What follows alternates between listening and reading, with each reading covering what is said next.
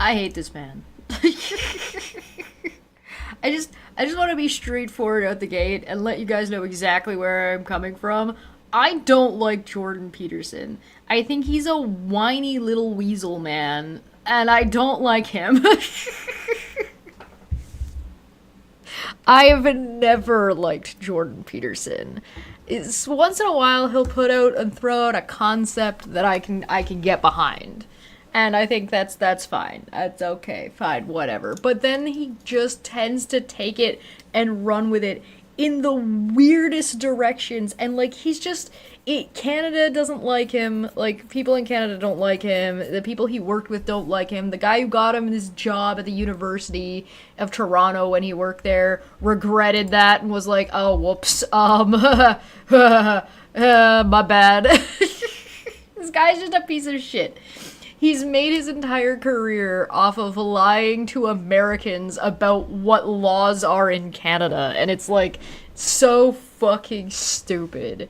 Anyway, I've got two to look at today. This one's short. I've also got like this appearance they did 3 weeks ago on the Joe Rogan podcast, where supposedly they're talking about Canadian politics, so probably take a look at that. But I've also got this one, which is only 11 minutes long, and then this one, which was like the big deal, right? Where they're planning on talking about like Trudeau and Carney and stuff. So we're not gonna watch everything. We're probably not gonna watch this whole thing, but I want to make sure that we kind of cover like a lot of like. We'll see how far we get and how fast we can go through it. So let's just jump into it. Let's just let this man fucking talk, I guess. No, you can't hear that. Hold on. Now you can hear that. Become the 51st state. We have brilliant innovators. We have brilliant researchers. We come up with earth-changing ideas. What did we do wrong? What did we misunderstand? And what did we fail to apply moving forward? So the number 3 AI research center in the world is in Edmonton. Number 5 is in Toronto. We gave essentially all that away to other US tech companies. I think Trump has made a strategic mistake because America's got an unbelievable deal from Canada. You know, we actually have the opportunity to make this country roar if we choose wisely. What do you think needs to be done? Okay, so first off, I will say, like, I agree with the concept. I agree with a lot of the ideas here that, like, Canada has done a lot. Canada's got a lot going for it. So, but I feel like we're going to get the idea of what we did wrong and what we should do, or I think I'm going to disagree with. So let's jump into this. I also, like, kind of... This video is from March 17th, so it was from before the election. But I will point out that there is another issue here that is... I don't think Jordan Peterson is in a position to say, oh, my country, oh, Canada, where I am, what my country is doing. He chose to leave and abandon Canada and say it sucks. So, fuck off. You don't get to call that, in my humble opinion. This is a podcast that you might think of as primarily for Canadians, but it's really for anybody who's trying to understand the world where Trump looms large. It's been a particularity of the last 10 years that Canadian politics has become interesting internationally, not least because the things that are happening everywhere in the West affect everywhere else in the West. And so this is a good case in point. Now, Canada is in a particularly strange position at the moment because President Trump has, first of all, proclaimed that my country should become the 51st state. Yeah, I don't think Jordan Peterson gets to call it my country when he left Canada, abandoned Canada, specifically said he was fleeing Canada because he didn't like the direction it was going in. So, like, and like, just went to move to America because he fucking hated Canada so much. So, I think it's a little bit, like, hypocritical of him to now suddenly be like, oh, my country. And also lambasted us with some very heavy-duty Jason hit up the lick bow, and I'm like, yo. economic measures in the form of tariffs. And this has really put the cat among the canaries in Canada.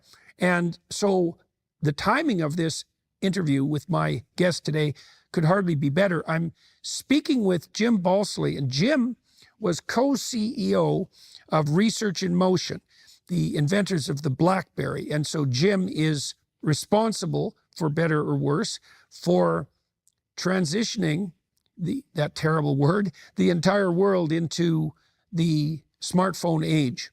Oh my god, so they're acknowledging that they just get freaked out by the word transitioning regardless of what it is. It's that terrible word. Yeah, transitioning from one thing to another. Oh, awful. Evolution bad, unga bunga. There's progress bad, unga bunga. BlackBerry was notorious for making very, very big mistakes throughout its tenure. BlackBerry was like one of the big tech things, particularly in Ontario, Canada, and it went bankrupt and like all kinds of shit went down with it. So it's interesting that he's got this guy on. And he was spectacularly successful as a businessman and an innovator, and a Canadian businessman and innovator. But I've known Jim for 15 years, and he resigned from BlackBerry a good while ago, and he's been equally successful as an entrepreneur and innovator. Saying you're equally successful at BlackBerry is telling me that you're not successful at all, because BlackBerry was notorious since then. So it wasn't a one-shot wonder, large as that wonder was. Jim is one of the most reliable and good-natured and yet incisive and critically minded thinkers that I've met. Very well connected, very competent, a very good man, all things considered. I don't trust Jordan Peterson's assessment of other people, particularly on his show. And I'm not saying that lightly, given the importance of this discussion. I wanted to find someone I could bring to Canadians to discuss the perilous situation that we find ourselves in. And so we started the conversation really with an analysis of... I do agree that Canada was in and is still in a perilous situation. Now that the election is over, that's probably good. Canada's economic performance, which, to put it mildly, over the last 30 years has not been good. That is definitively not true. that is statistically, numerically not true. Canada has the lowest inflation of the G7, has one of the highest economic growth, as well as within the G7. Our economy has been doing great. Now, we took big hits during COVID, like everybody did, and there is wage gap issues and housing issues, but these are issues that are global issues, not Canada's economy issue. On top of that, you have this other thing in here that these people like to fucking point out and completely forget about, that during COVID, Canada had one of the fastest, took the least amount of damage and had some of the fastest bounce backs. So Peterson gave up his citizenship when C-16 scared him out of the country. Yeah, I do not think that Jordan Peterson really has a fucking leg to stand on when he fucking said Canada sucks and abandoned it and ran away because he's a coward. Rank at the bottom of the pack with regard so scared of pronouns. To the developed nations, and we're now making... We are not.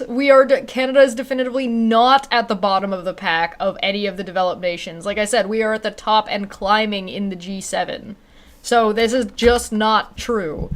Rank at the bottom of the pack with regards to the developed nations, and we're now making 60 cents for every dollar that the Americans make in terms of our production. That's not good, and the trend is downhill, and the prognosis... The trend is not down. By financial analysts is that we'll continue that downhill trend for the next 40 years. So that's not good. And that's just not true. Think Russia replaced Jordan Peterson with a robot/cone when he went there for his health thing, so he could road to Western ideals. I think Jordan Peterson was already doing that, regardless of being replaced by an AI, but I will point out that Jordan Peterson, when he went into a medically induced coma. So when I used to watch Jordan Peterson talk, his the hair on the back of my neck would stand up. I would just be like, oh, I don't know. There's the way he's speaking is very manipulative and it's, this bothers me. But then when he got back from his medically induced coma, I was just like, wow, he just doesn't hit the same. We face terribly high housing prices and Oh, he's just saying how much Canada sucks and how we're at the bottom of all of the developed nations in on the planet, and that our financials are projected, according to him, to be going down over a downward trend over the next 40 years. That's just not true. So I don't know where he's getting these numbers from. Control freak language. Yeah. Jack knows. Jack's been around. Jack has watched me react to Jordan Peterson before and watched me be like, nope. A future that looks increasingly unstable and narrow, especially in comparison to the Americans. Not good. So I spent time with Jim. So again, this was as of March 2025. This was like 2 months ago. No, the American dollar was dropping like a rock. The stock market was imploding. Tesla was down. The Dow was down. Everything's down. The tariffs are wrecking everything. If you want to compare America's economy in March of 2025 to Canada's economy in 2025, this is a joke.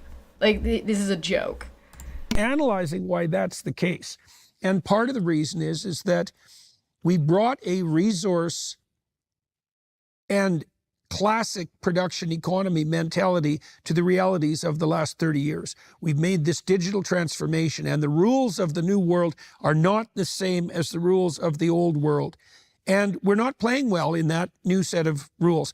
First of all, Canada has some of the most advanced technologically developing industry. So the number of game developers in Canada, which is art and programming, the amount of manufacturing jobs that do high-end programming and manufacturing and advanced technologies is high. Our aerospace engineering and manufacturing is in a good spot. So I don't know what the fuck he's talking about. I do not know. This is a real problem with Jordan Peterson. He's super vague, and he's super vague on purpose because he wants you to just assume, right? He's going to say, "Oh yeah, there's this tech boom problem in Canada," and he wants you to fill in the blank. Right? He's not going to tell you what it is because he's non-committal. He doesn't commit to anything. So he wants you to explain to yourself why what he's saying is accurate, instead of expecting him to actually present a fucking point. Because we're not actually helping formulate the rules to our benefit, and we need to do that. And so we talked about the shortcomings of a purely free market, hands-off libertarian approach to the new economy. And then we talked about Trump and what he's up to and when. The new economy? What do you mean the new economy? Are you talking about the new economy of Canada? Or are you talking about the new economy between manufacturing to technological advances and automation? Or are you talking about the new world economy in that Trump has been blowing up the current status quo? What are you talking about? What are you talking about? Why, what he's maneuvering towards, and why we set ourselves up to be susceptible to that.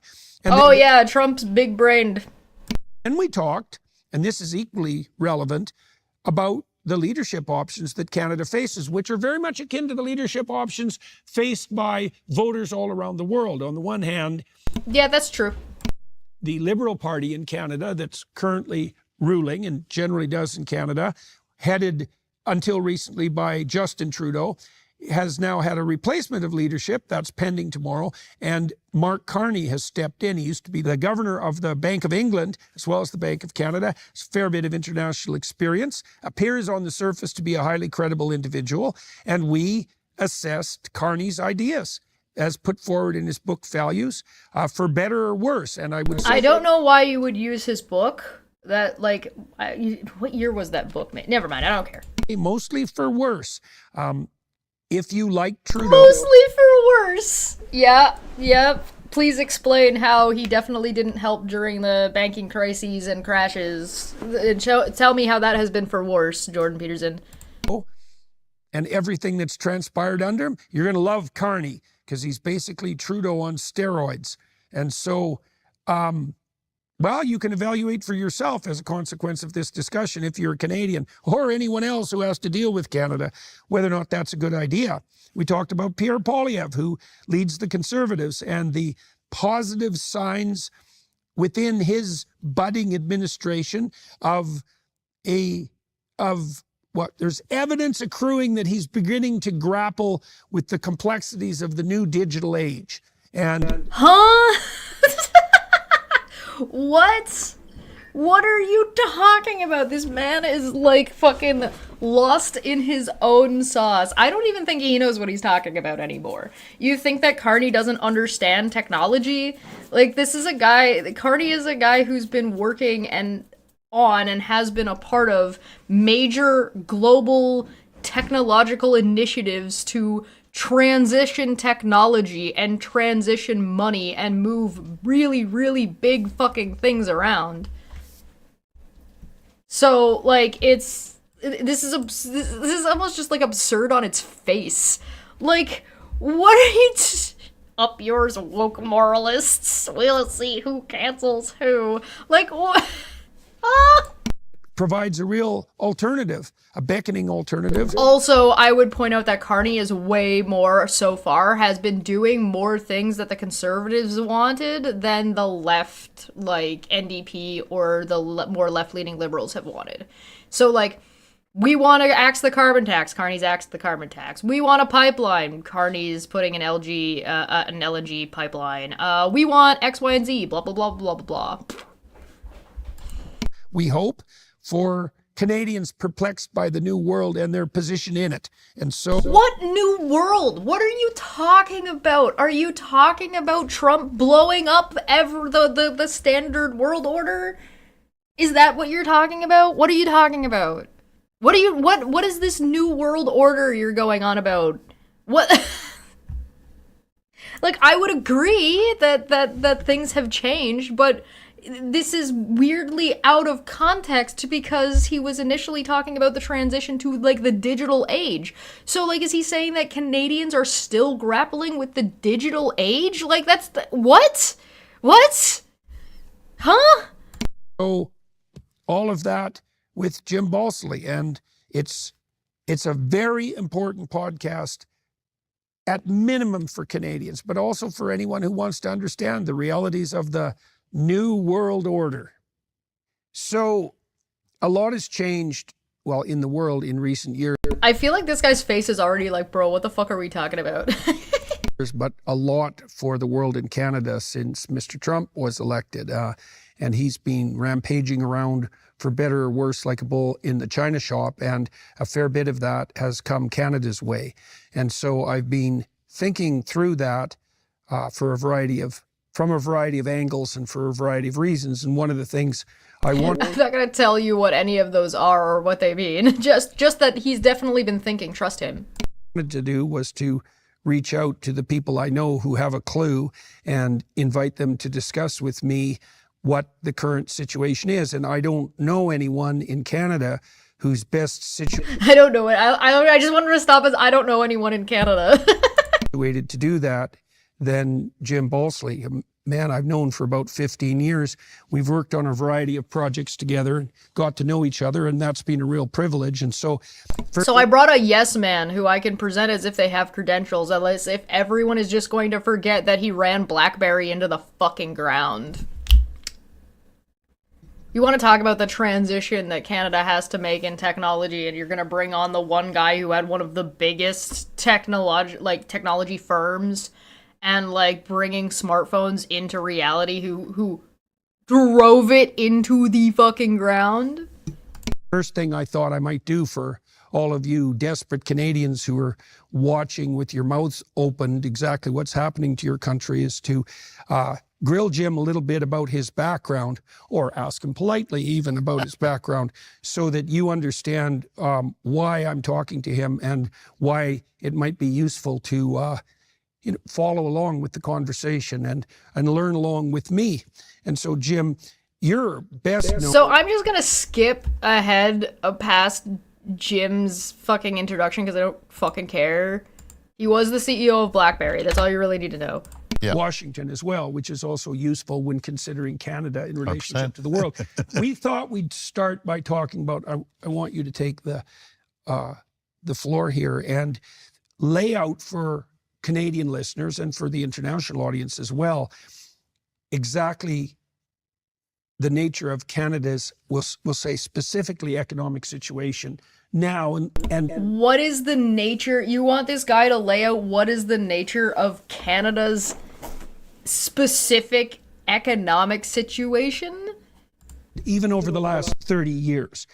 And so let's start with an analysis of the reality on the ground and then a causal analysis of how we got there. Sure. And again, I come at this as an ardent capitalist, so I'm going to explain how capitalism works. Oh, you mean he's a fucking rich guy with money who still gets to be a rich guy with money after he drove people to bankruptcy and drove a massive company to bankruptcy in Canada? So of course he's an ardent capitalist because it benefits him to be an ardent capitalist? Yeah, woohoo.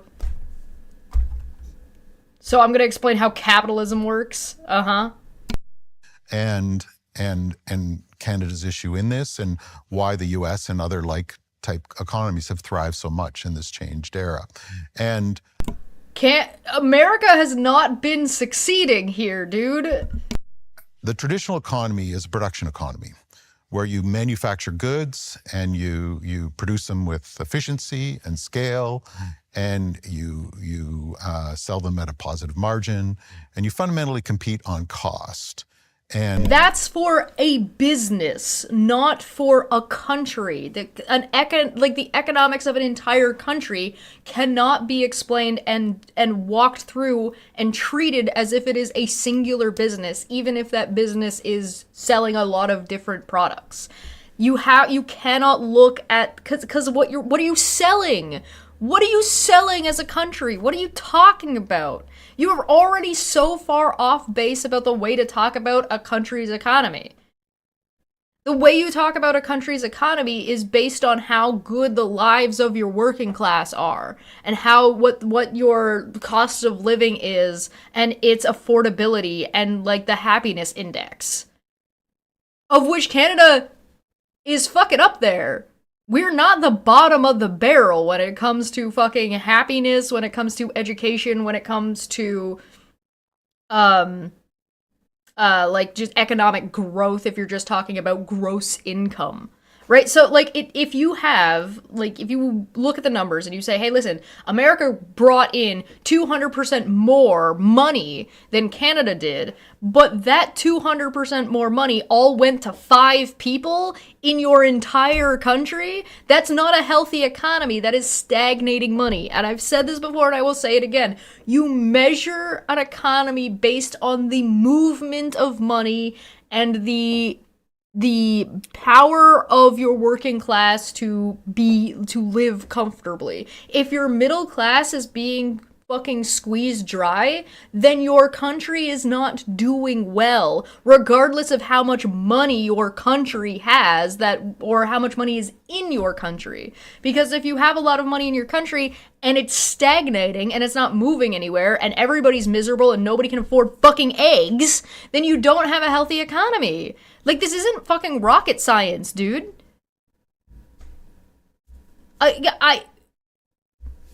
Brother, no, you do not measure a fucking goddamn country's economy based on its exports. the purpose of trade agreements was to get rid of friction of moving those products, or what are called tariffs or border adjustments. And that's the traditional economy. Money. It was to make it cost less for everybody involved, for businesses to do businesses across border. And Canada does that pretty well. It set up foreign tech brands. Yeah, Baba's right. Poverty rates, class mobility, et cetera, et cetera. Absolutely, yeah. Healthcare is another one. Or foreign branch plants. They brought technology, they brought machinery, they brought capital, they brought management. And when you set up these plants, they create domestic supply chains, they create upskilling of workers, they create domestic tax base, and you get lots of these positive spillovers, and the headquarters gets good performance, and everything works great. He's talking about trickle-down economics. And that was Canada's prosperity. Canada had tremendous prosperity post-World War II, really up until the early 1990s. About 30 years ago, the U.S. culminated a multi-year effort Oh, what happened in the 90s then? to birth the knowledge-based economy of intellectual property.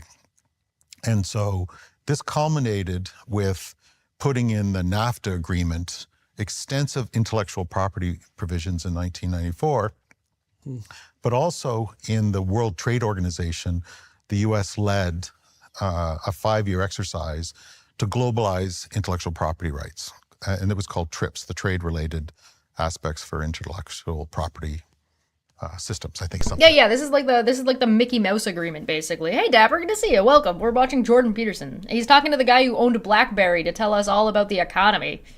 Like that. And so the world shifted to amassing IP assets and collecting a rent. So it stopped being a production-based economy only, and it became a two-legged race, liberalizing markets, capital, and labor through production economy, Ricardian comparative advantage of making things, to a parallel race of enclosing knowledge, using agreements to spread friction and monopoly to capture a rent based on an idea.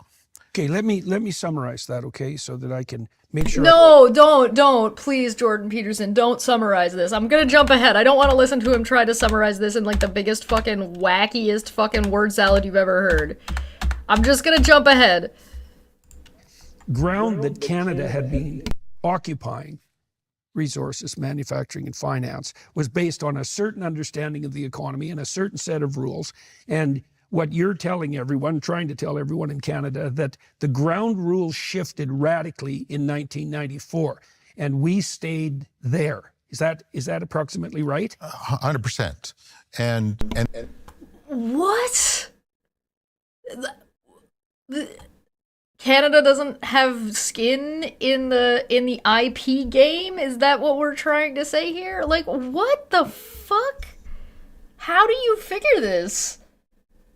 You have any idea how much, like, filming gets done in Canada? You have any idea how much, like, IPs are developed? Like, how much artwork and, like, development of ideas and concepts are done in Canada? How much, like, engineering? You know engineering requires IP, right? Like, what are you talking about? And I don't see why this is a good thing. Like, a good direction to have gone in. Like, I don't, like, this is like a Microsoft problem, right? Where Microsoft just, like, forces and monopolizes everybody else out of being able to make computers because they made reverse engineering their stuff illegal. This is the same with, like, Tesla's attacks on right to repair, and Apple's attacks on right to repair, and Microsoft's attacks on right to repair, and everyone's attacks on right to repair. And that's interesting because that's at the time we're also doing Proprietary is the word you're looking for. BlackBerry. And my mentors were in commercialization, were in the US and helping me in Washington and all the different things we had to do to navigate. But I think the original sin in Canada was in 1994. Early 1994, Canada signed 2 agreements. The NAFTA agreement with extensive intellectual property provisions, which was new, and the TRIPS agreement of the World Trade Organization, which was the globalization of the IP system. But what's interesting is domestically in Canada, later that year, they published a book called the Orange Book, Building Who's they? Industry Canada, the government of Canada. Yep. It published an Orange Book, and you can see it on the web, called Building a More Innovative Canada. And this is 6 months after we signed these 2 treaties. And they talk about innovation is all about jobs. Yep.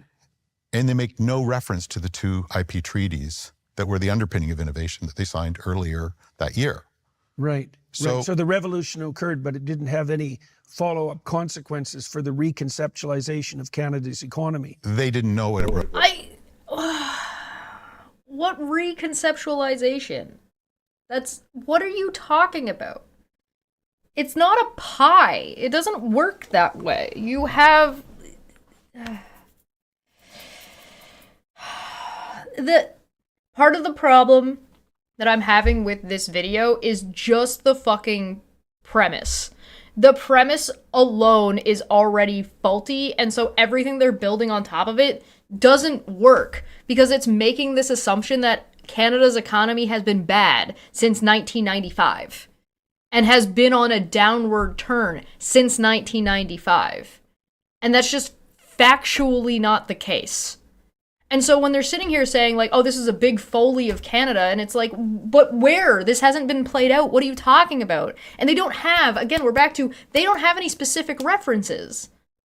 They don't have any references, like, to these IPs, to what intellectual property may or may not have been sold or not sold in Canada. If they had been like, oh, so, like, they did this thing, and then they published this, they made this agreement where IPs were going to be a really big deal in the economy, and then they published a thing about how to do well in the economy and didn't teach anybody fucking how to do this, and then turned around and fucking wrote something along the lines of,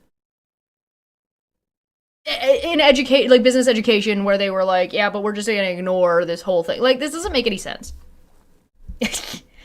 Uh-huh. I see you. Revolution had occurred. Yeah.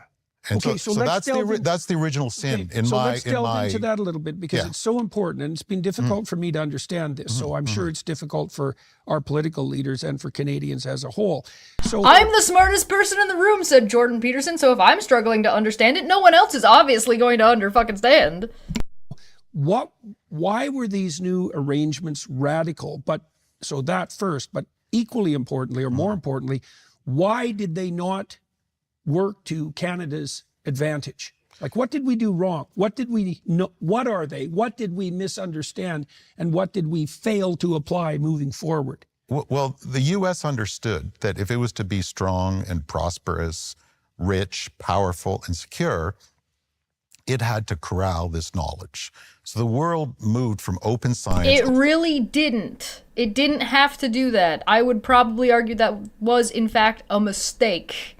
I would go the other direction and say, like, listen, no, you want open source, see, open science. We want to share the knowledge so we can grow and move these things together. Open knowledge to closed science and monopolized knowledge. That you had to get a rent, you had to pay a rent for the permission to use somebody else's intellectual property. And that went to software technology, it went to pharmaceuticals, it went to manufacturing technology. Like I said, Microsoft. Microsoft was a big player during this. It went to creative industries and... Right, that went to all the value adds that are on top of basic resources as well. Yeah, intangibles are now 90% of the value of the S&P 500. That's where all the money's been. And So define intangibles again for everybody. Well, intangible asset is an asset. When you have a physical asset like this jacket, but the design and design and that jacket. Okay, so in the 1990s, and I think this should be clear to everybody, it's pretty obvious in retrospect that the world virtualized in the 1990s when the net burst onto the scene. I guess one of the early things that happened there in this country. The world virtualized in the 1990s when the movie The Matrix came out.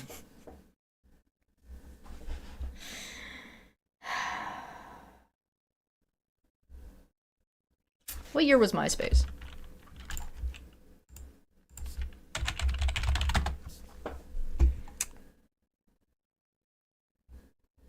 Give me the Wikipedia article.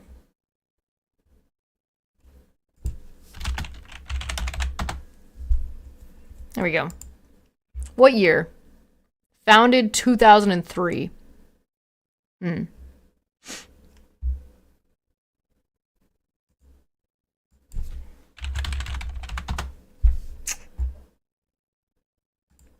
Facebook was 2006. Sorry, 2004.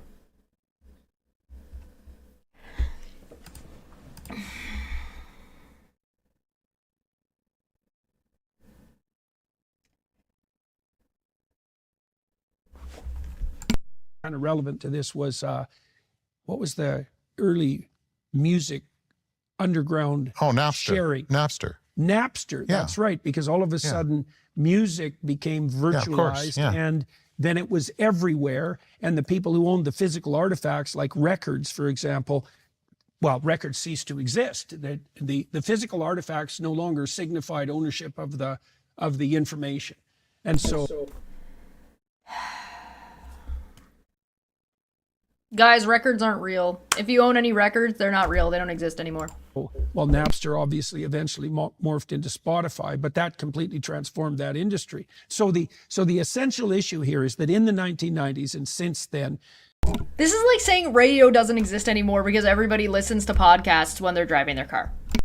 The goods themselves virtualized, and Canada signed agreements pertaining to that, but what the fuck is he talking about, bro? Your guess is as good as mine, man. They're trying to say that there was like this massive change in the economic market that Canada didn't get a good enough piece of the pie of, and that changeover was the invention of intellectual property, except they're presenting that as if it showed up, as if IP only really started happening in like 1995 or whatever the fuck they said for the NAFTA agreement, when they tried to make this like IPs globally, like America was like, hey, we want our IPs to be globally fucking thing, and then instead of having open source information, America was trying to monopolize and close it all off, and Canada just did a bad job taking advantage of that, and therefore our economy in Canada is shit, so don't vote for Liberals. This doesn't make any fucking, bro, this doesn't make any fucking sense. It's just babbling. It just doesn't fucking make any sense. Like, IPs weren't invented then. Like, yeah, sure, adding them to a free trade agreement didn't mean that there weren't fucking rules in the first place. Like, they're acting like this is the digital age brought in a brand new economy, and no, it really didn't. It really didn't. There's currently definitely a new, world order to the economy, but that's specifically because of America and Donald Trump and his friends all, jerking off over everybody, expecting anybody to give a shit. For some reason, this is also what I'd like to understand. For some reason, we didn't really understand what had changed or what we'd signed. So what? We didn't realize what changed or what. So Canada, the whole country signed a whole ass free trade agreement that was the first initial one that we signed with Mexico and America was something we didn't understand?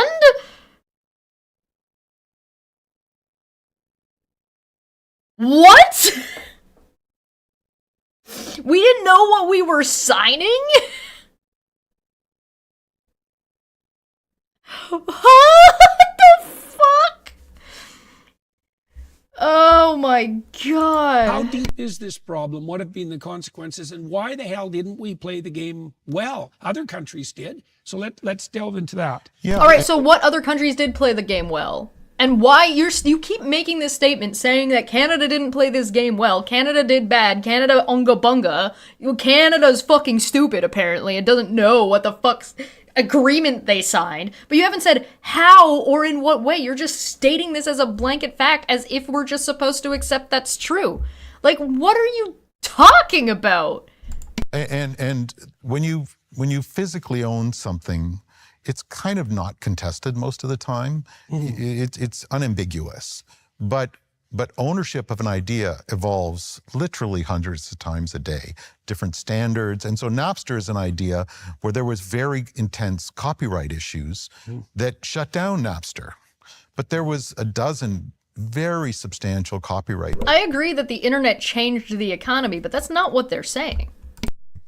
Cases for Google, were you allowed to bring a snippet forward? And if you remember, all the owners of this content were litigating from New York City to say, stop Google, and Google ran the cards. And so a bunch of judicial decisions. As opposed to Zelensky, Google had the cards. Framed the opening for Google to do search. What does the future hold for business? Oh my god! Shut up! Derive the patterns that are underneath. Yeah, and that's a principle of fair use, because when you index something and you show it forward to somebody and then give a link to that content, is that taken away their revenue? And they argued no in the original search. But now in AI, do the weights embody expressive content that fundamentally takes away the revenue of the owner? And AI has already lost the lawsuit for copyright. Like, you cannot copyright AI material, meaning the people who are making AI things cannot make money and cannot copyright off of what they've made because they don't own anything that they've created. That's simple as that. Like, they've already lost this lawsuit more than once, I'm pretty sure at this point. Does Jordan Peterson live in Canada right now? No, and he didn't live in Canada as of the filming of this. So I'm just gonna jump ahead. Here we go. Let's go to here. Failure with regard to our political leadership, or is it? Which are production economy constructs that talks about building a more innovative economy, that it's about better jobs and more efficiency, which are production economy constructs. I mean, not necessarily. Diversifying can include digital and online spaces. Just because you read it with a closed mind doesn't mean everybody did. And never references the 2 seismic treaties that the country signed 6 months earlier. Okay, so is that a failure with regard to our political leadership? Or is it a failure with our business leaders? Is it a failure in the education system? Like, you've pointed out to me, let me list off some countries. So the United States did this well. China did this well. Switzerland did this well. The Nordic states did this well. The countries that are thriving around the world, the developed countries that are thriving around the world, seem to understand this and move forward. And what's Canada? So just to quickly answer the question, there's a generative AI lawsuit timeline. I'll give you this one just as like a brief reference for yourself if you would like to check it out. But I've also got the Meta AI copyright lawsuit over AI training. This was from 7 months ago. There's also Warner Brothers suing AI stuff. This is June last year. Excuse me. Ugh, goodness. Then here's like a list of 6 of the lawsuits that are going on right now if you want to actually just take a look through this PDF. There was Kadri, Anderson versus Stability, Authors Guild versus OpenAI, Concord Music Group, and Charbon. So if you want to take a look at these, by all means, go right ahead. I just don't want to get too distracted by fucking AI horseshit nonsense, but feel free to check those out. We can go over them another day for sure, though, if you remind me about it. Canada's comparative situation over the last 30 years? Well, Canada in the last 10 years has been last place in GDP per capita of the top 50 developed countries in the world. All right, so let's citation that one.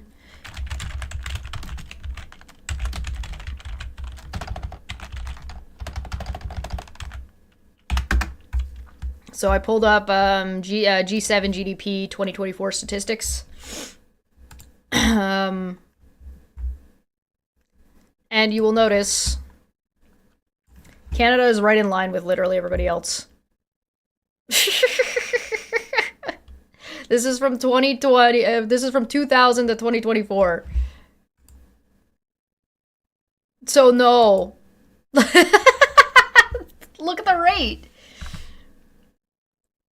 This is the United States, by the way.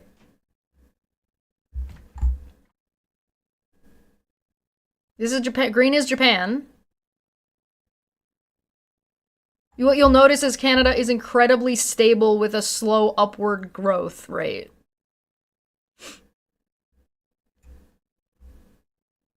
Go figure. Present for 10 said, first Steve, now this. You like pain and suffering. Oh. I don't know how to pronounce that. I'm not gonna try. And Unfinished Journey, who's been a member for 8 months. Thank you so much. Hail Nero, Chesh, and Jordan B. Peterson, failure of the education system. But guess what? GDP isn't the only thing that matters.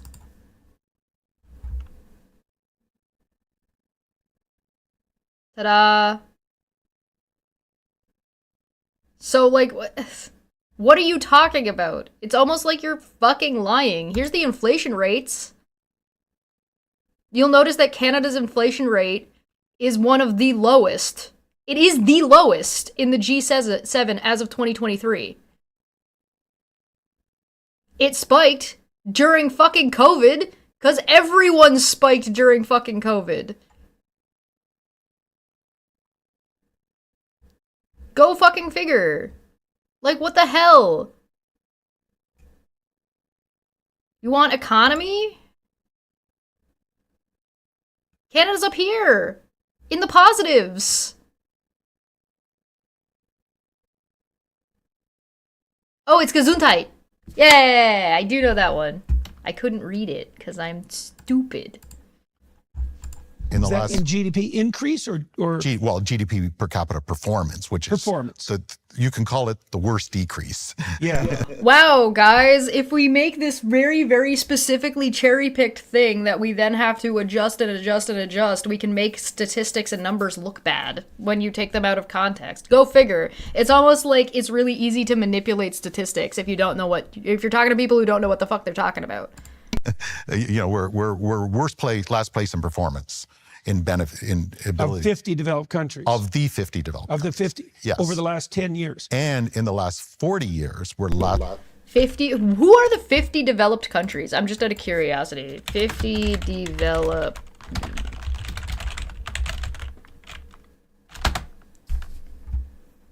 developed countries in 2025. Top 32 developed and developing countries. Like, this is the World Population Review. So, like, Switzerland, Norway, Iceland, Hong Kong, Sweden. Like, is this supposed to be the top? Because there's the United States. Are we at the bottom? If I go to the bottom, is Canada going to be there? Nope. Canada's not at the bottom. There's Canada.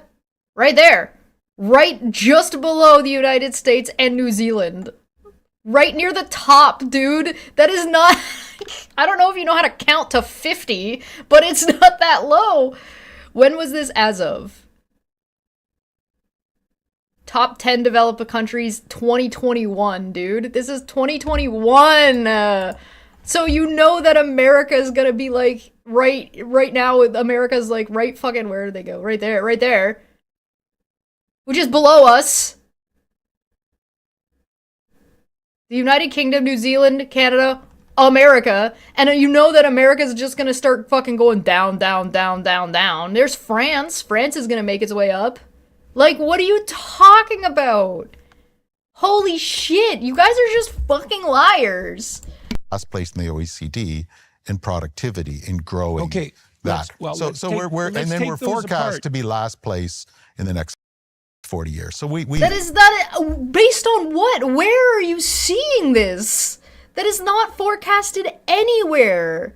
There's no citation. So what the fuck are you talking about? The last place in specifically what did he say? He said specifically last place in the OECD and productivity in growing productivity. OECD productivity by country.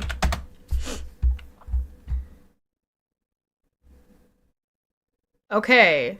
According to the AI, productivity, according to the latest OECD, in the labor productivity of various countries is measured in terms of GDP and GNI per hour worked. Here are some of the top countries. All right, guys, who do you think the top countries are? It's fucking Australia, Austria, Belgium, and Canada. We aren't at the bottom. They're just lying.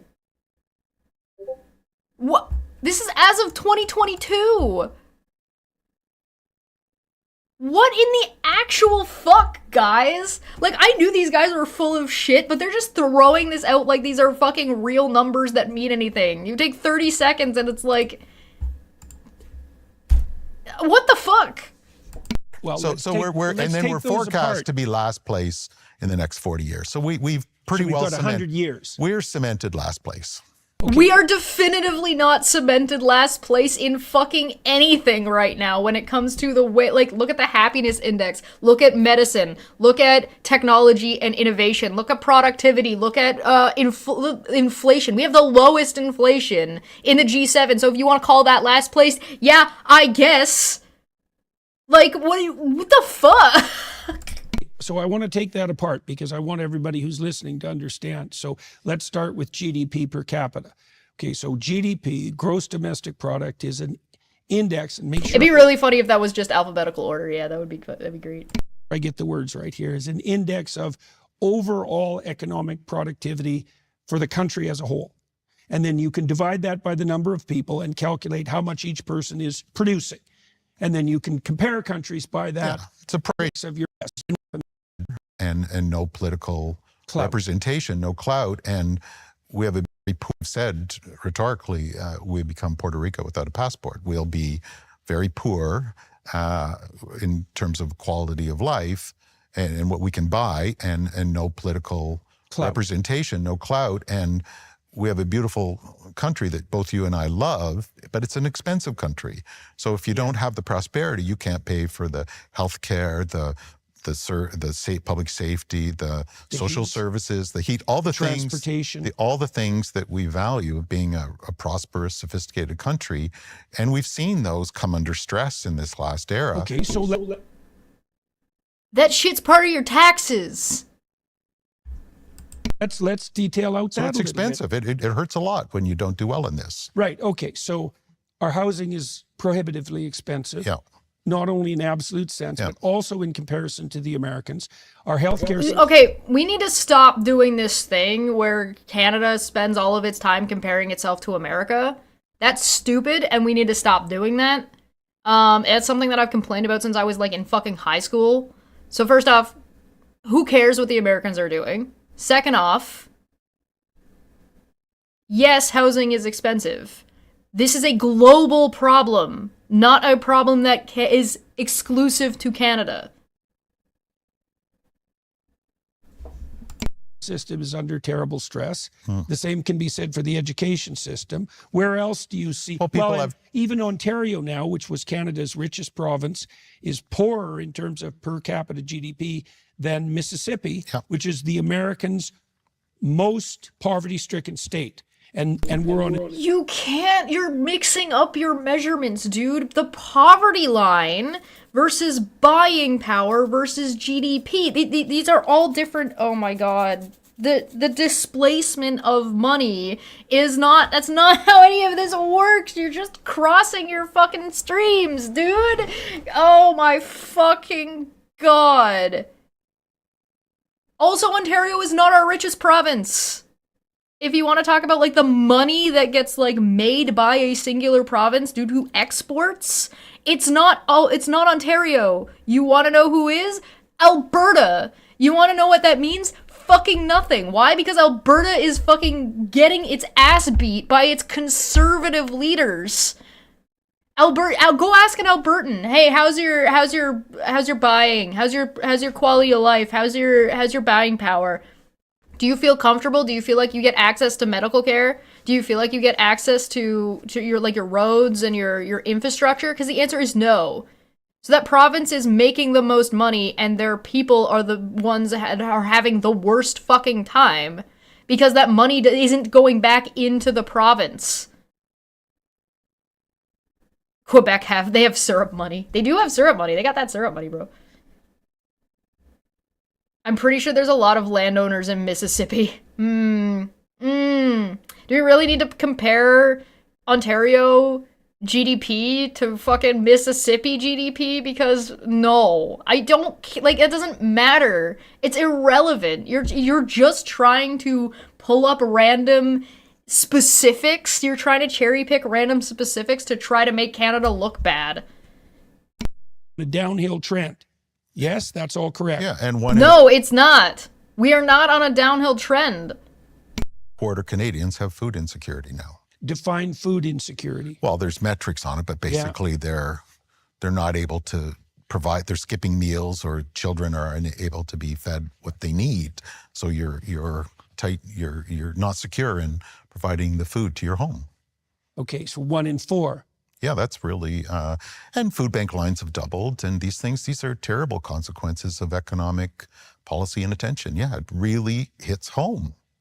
Okay, now, so what did Canada The do? internet was invented. Canada didn't do a good enough job taking advantage of it, therefore, egg prices too high.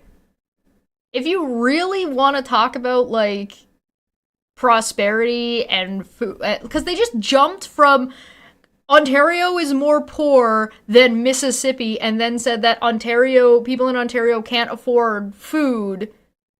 But they're not going to compare the food prices and grocery prices from Canada to America? Why? Because they're cherry picking, so they can lie to you. Wrong in the aftermath of these agreements that other countries did right. It's been 30 minutes! How have you not answered this question? I'm not listening to this man answer this fucking question again. I don't fucking care. I don't fucking care. I'm not listening to this again. There are no other reasons that Canada is failing our economic structure. All right, let's see what they have to say here.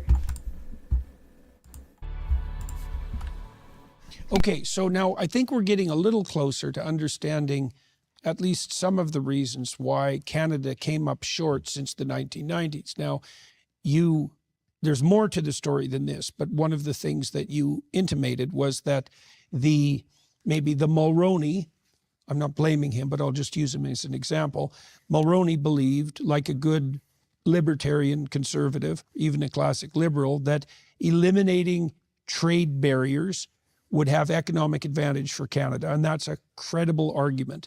But listen, this Jim guy has all the answers because he ran BlackBerry into the ground. I don't know what do you mean? For leg one, right? And his leadership predated the knowledge economy. Right, exactly. But the downside of that is that you can rely on an outdated and implausible, shallow, free market libertarian ideology as a political leader to say, all that we have to do is shrink government and get the hell out of the way, and we'll get rich. But I'm sorry, I have to stop everything for a second. Ashton in the chat just said, Quebec maple syrup Coca-Cola is the most delicious soda pop, and I have never tried or heard about that, and now I need that. So I might be taking a trip to Quebec specifically to go and get that. Problem when the reality that you're dealing with is no longer a concrete material resource economy problem.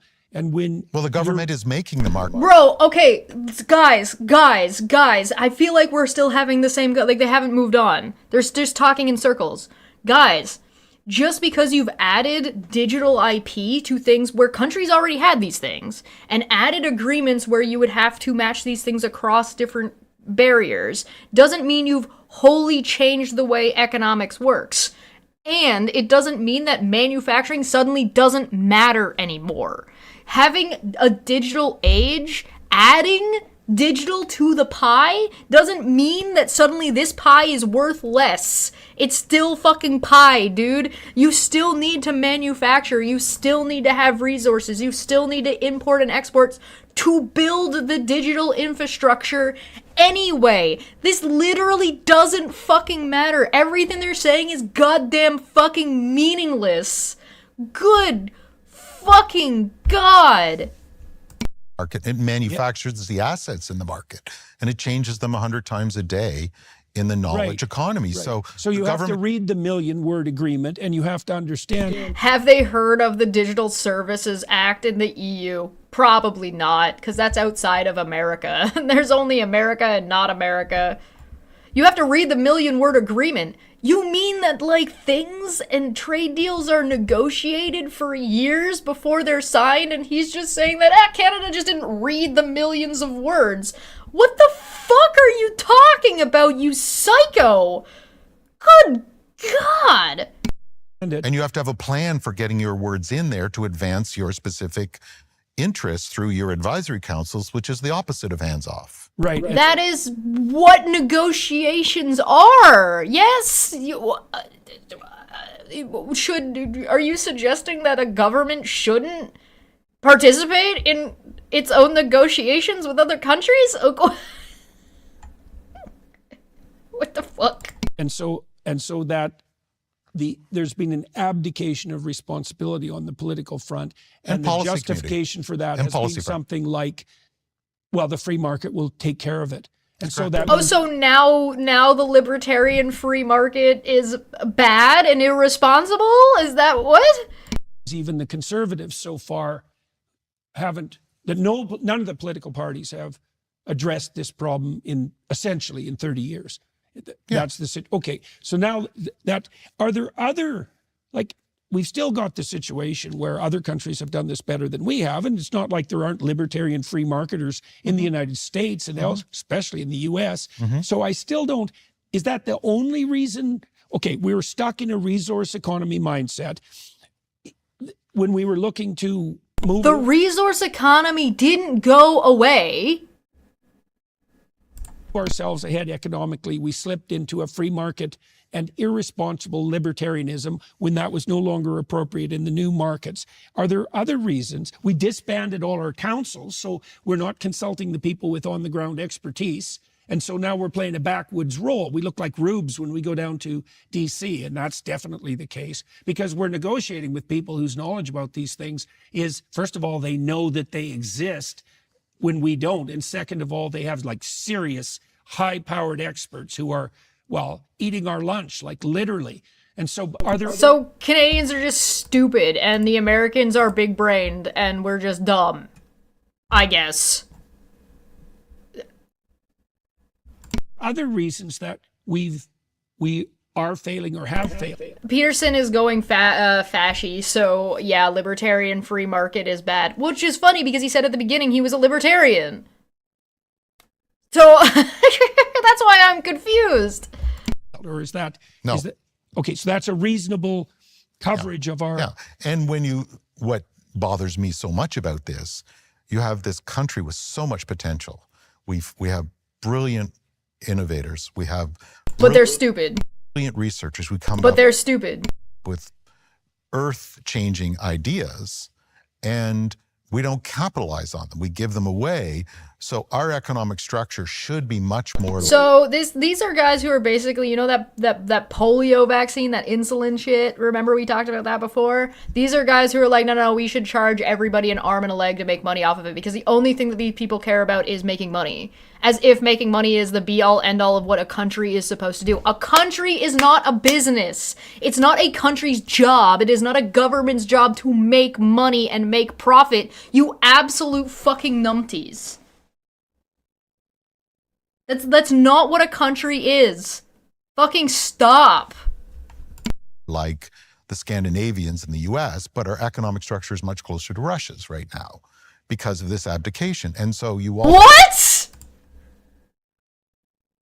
What? Say that again. Them's fighting words. Our economic structure should be much more like the Scandinavians in the US, but our economic structure is much closer to Russia's right now. Show me how. Tell Elmo how Canada's fucking economy and Canada's structuring with its social policies, are more structured like Russia, and that the USA is more structured with its private healthcare system and insurance system is more like Scandinavia. What in the actual bizarro land is this fuckhead living in? That's offensive. Holy shit. There is a reason why Canada and the EU is seeking closer alignment to the point of some kind of EU membership. Yeah, it's almost like our economies and the way we run our systems and the way we treat our people are more similar.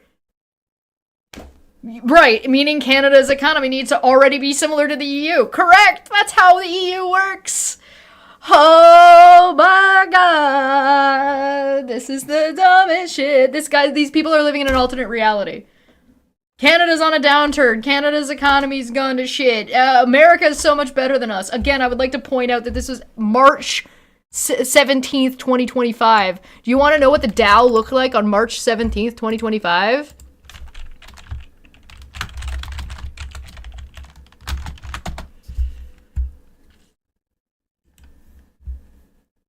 Ba-na-na-na-na. Ooh. Ooh. 0.64. Fucking hilarious, dude.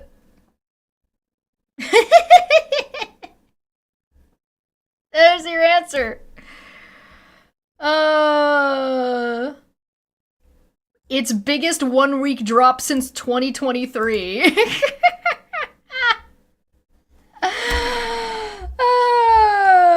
Fucking wonderful. No guarantees, and recession would be avoided. Fucking hilarious, dude. Because of this abdication. And so you also mentioned in Google really quickly that the taxpayers in Canada. And Red Cedar makes a really good point. The GDP of Russia and Canada are about the same, but that doesn't mean their economies are similar. Thank you. Exactly. Spent 30 years funding the fundamental artificial intelligence at University of Toronto and in Alberta. So the number 3 AI research center in the world is in Alberta, in Edmonton. Number 5 is in Toronto. We gave essentially all that away to Google and other US tech companies. So Canada... These guys are literally mad at that open source exists. Open source is the way things should be. What kind of loss is that in economic terms, do you suppose? Trillions.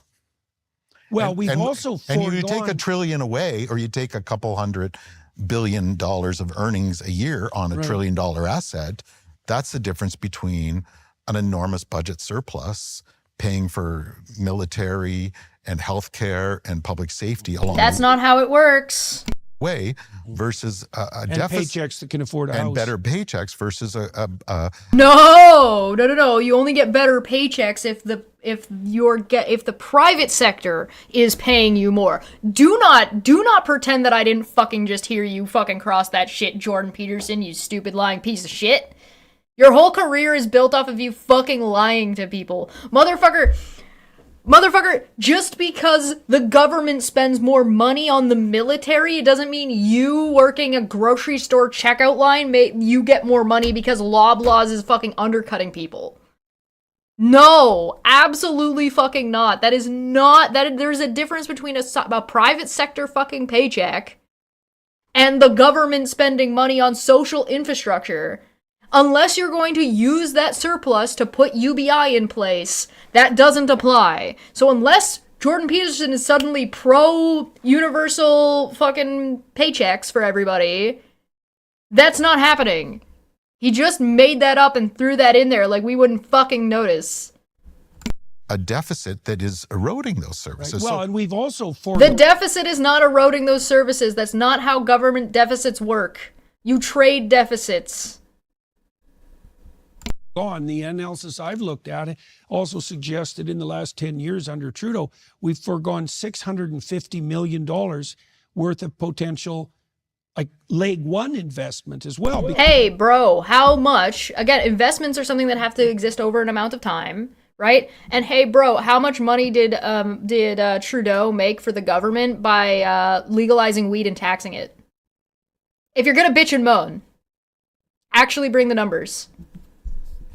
Because one of the other things that's happened in Canada, $650 billion. Billion. Yeah. And by the way, real quick, also, we also invented fundamental technology for battery, taxpayer funded from Dalhousie, that we transferred to Tesla. No economic benefit to Canada. The prof gets the research papers. We have fundamental technology for MR. Oh my God, anybody can use the information. That's why it's taxpayer. Taxpayer-funded things have to be open source. Taxpayer-funded things have to be open source so that way the taxpayers get access to it.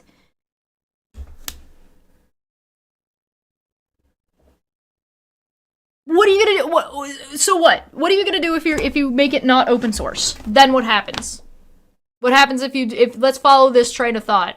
If you have taxpayers paying for technology and paying for technological advances that they don't get access to because it's not open source, and then the government picks and chooses who they're going to sell it to?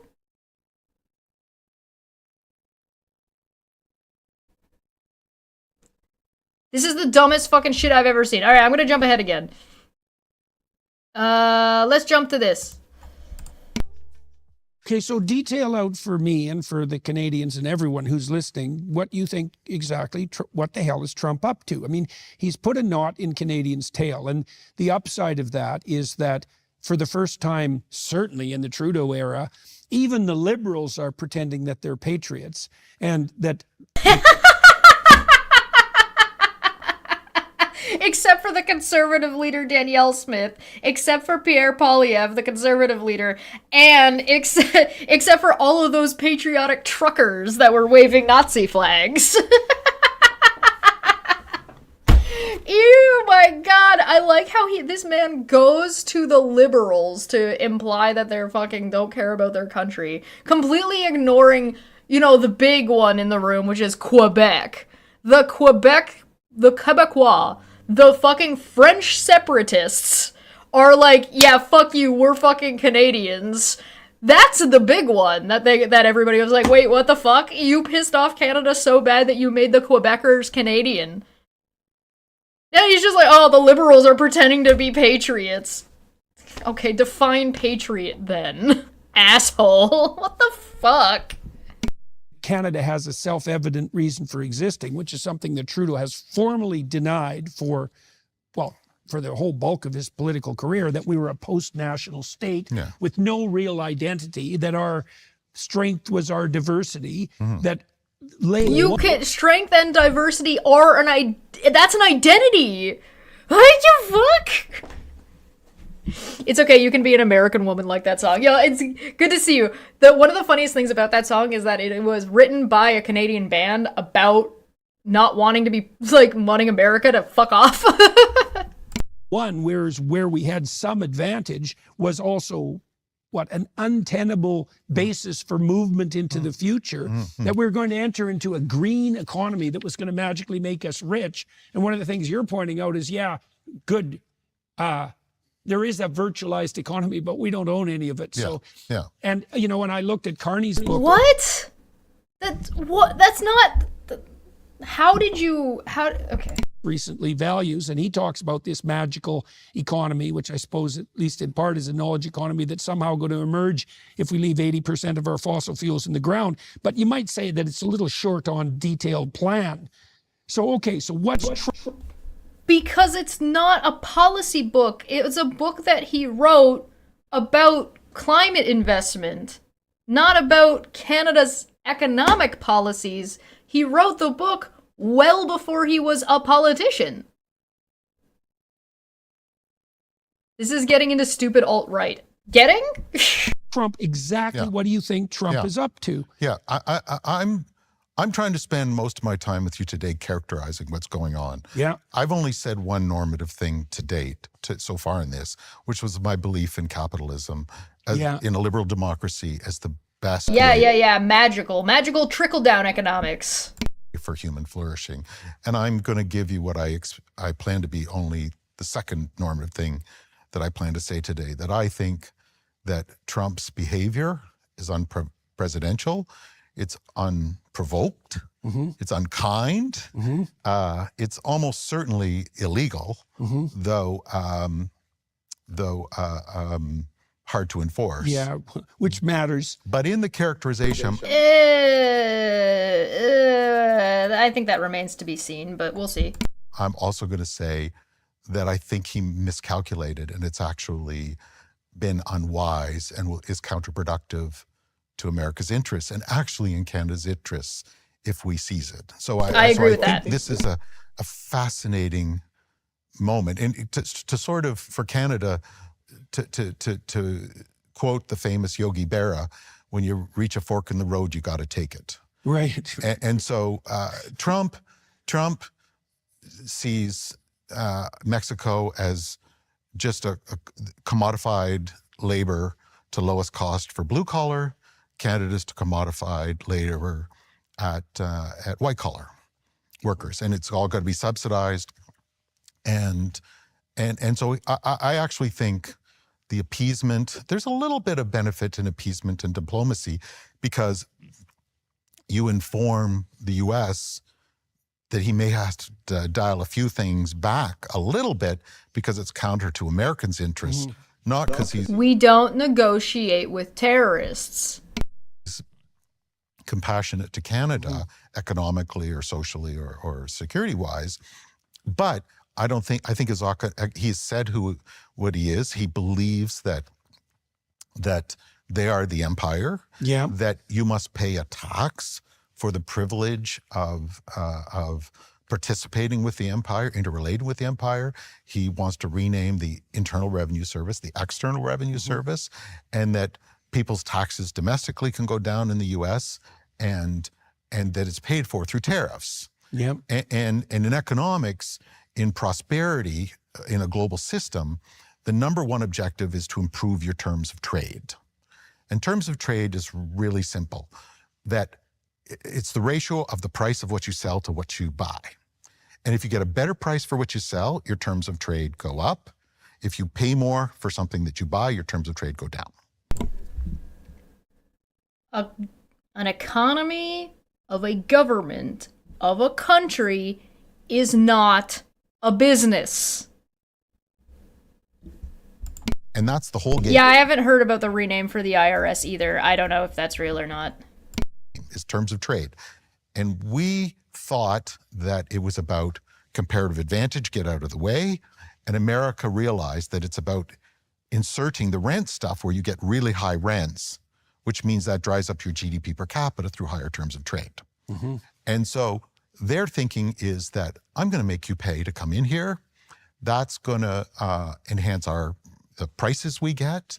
And we believe that's going to deflate your currency because it makes you, and a deflation of a currency is like a pay decrease. Because it buys less. And get on with it. And you sell it for less too. Right. So that worsens your terms of trade, which benefits America's terms of trade. So they're trying to shift the structure of the global economic system where they become effectively aristocratic and everyone else is some lower economic status entity. And that is an economic logic being played out to Mexico and Canada. The tricky part is there's not a lot more blood to get out of the stone that is Mexico. I think there is a legitimate... That's a stupid fucking thing to say. Mexico has been making great strides in the last 5 years. Their current leader is taking Mexico in a far more progressive, forward-facing direction. And so to pretend that Mexico isn't on upwards momentum is I don't know, racist. You have a bad bias in what you think about Mexico, therefore. A security thing that they're paying attention to. With regards to the border? Yeah, and there's probably a couple little strategic things they want in the economy, access to the oil system and owning it and so on. But there's a lot of blood to get from the Canadian prosperity because we're relatively prosperous. What? I thought you said we've been on an economic downturn for the past 30 years and are projected to be on an economic downturn for the next 40 years and that we suck and we don't have fucking any money and we don't have any of this intellectual fucking advantage. Now we're prosperous? Oh wow, that changed in 20 minutes. As we are, there's a lot of gems in there to get. So I think his objective, if you weaken it enough, you go in for the gems and you hold it in a subordinate position. Okay, now you agree with Carney. That's the economic logic that is at play here. So it's a dominance logic, fundamentally. Yeah, it's an economic and security dominance logic. Okay, now, but you pointed out that it may well have a paradoxical effect. So let's go into that. I mean, one of the things... No, not paradoxical, backfiring. Paradoxical is not the word here. The word you're looking for is it's going to backfire. It's not going to work. It's going to be it's counterintuitive to what America, that's what actually is going to be good for America. Notice, because I'm very ambivalent about Trump's maneuvers because, well, he is a bull in the China shop. I'm angry about it. Yeah. I'm angry about them. Yeah, right. I wake up angry on it because I feel... It's wrong at so many levels. So that's my second normative thing. I like fucking Jordan Peterson out here saying, oh, the liberals get to pretend to be patriotic. And then he's like, I'm ambivalent about what fucking Trump says about owning us. Yeah, sure. I'll shed it. Now, Yeah. you be a clinical psychologist, make me feel a little better. And Well, I'm bothered by it. well- and I think it's going to hurt 1 in 4 people. What about the 1 in 4 people that have food insecurity? Like, for goodness sakes, people need food and a home. And now, really, Right. and you're going to erode the whole system. Wow, that's actually reasonable. Yes, people need food and home. But what about kid with ball?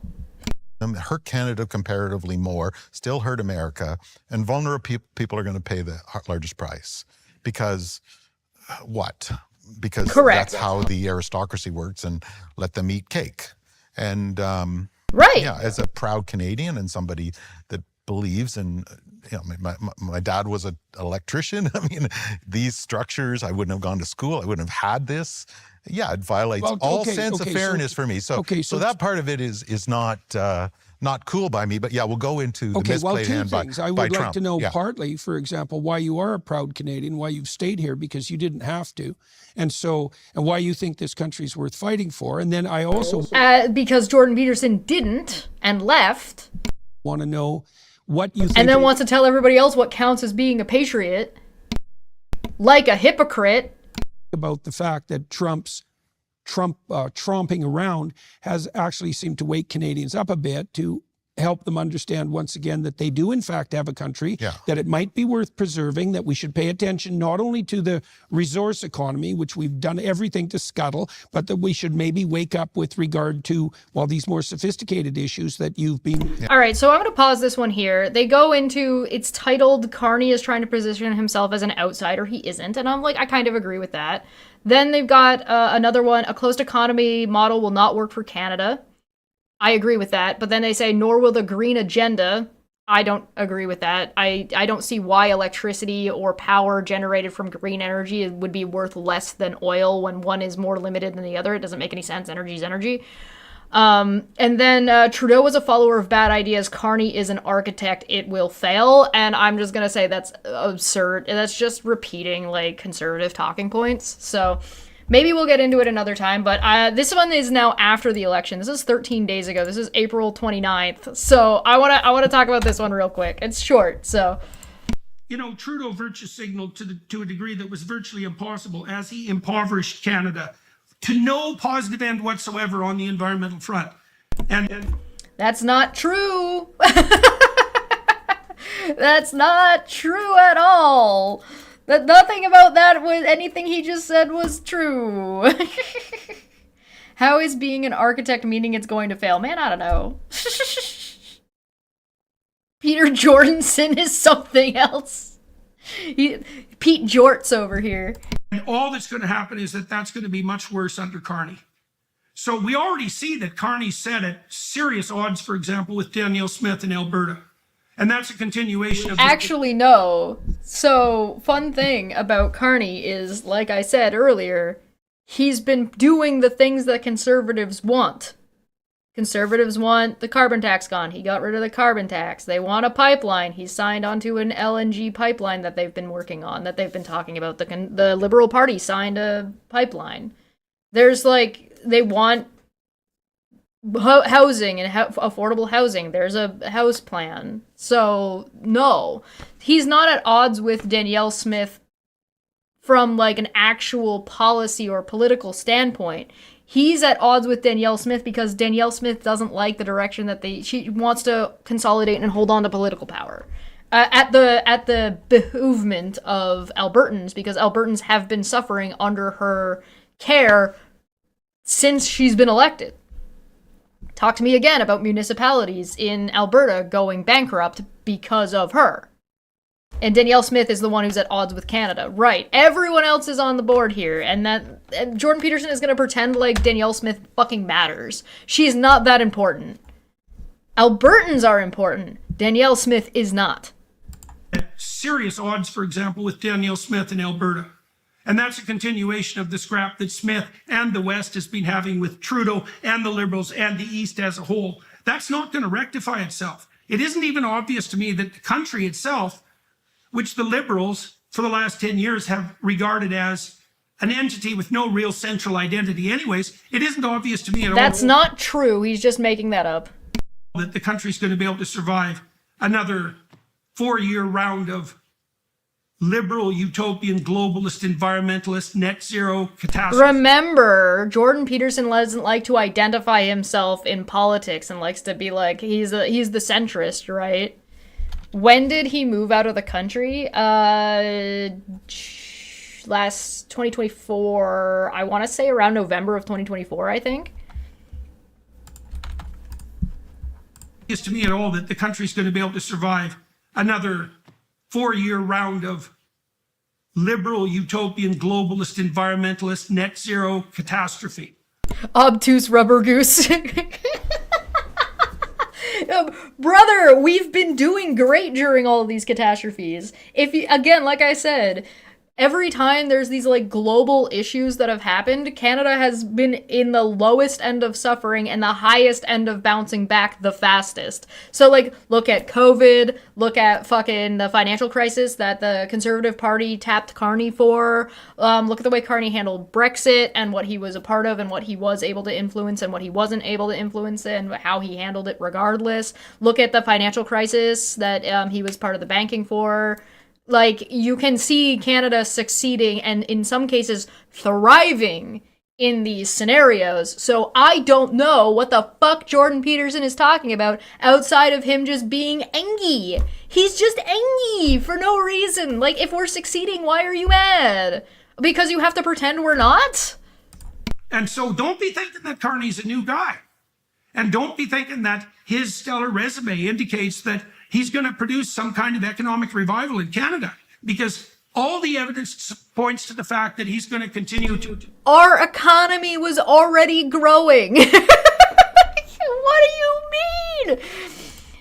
The economy is already global, Jordan. Why is he yelling? He's mad. He's angry. Revival in Canada, because all the evidence points to the fact that he's going to continue... Why do you care? You gave up on Canada and left. Pursue the net zero delusions that he's already established as the center of his entire edifice of thought. And if you don't... Which are what? What are his net zero delusions that are his edifice of thought, Jordan? What are they? You know, for somebody who's a psychologist, this is why he got in trouble, by the way. This is why he got in trouble in Canada and why he, like, had to run away because of the whole issue with his license and the board being like, stop. Stop doing what you're doing. He's fucking trying to psychoanalyze Carney, having never met him, never spoken to him, and trying to present like he fucking knows what he's talking about. Now you've got to explain why that stellar resume shouldn't be an indication that Carney will do a good job. Right? Like, okay, so does that mean that his resume as a fucking teacher and as a psychologist doesn't mean that he fucking knows what he's talking about? Because I would agree with that. We've got plenty of evidence otherwise. Don't be at odds with Canada, like and share instead. Hey, like and share the street. Let's go. He's already established as the center of his entire edifice of thought. And if you don't believe me, and maybe you don't want to or can't, or you doubt me, read value.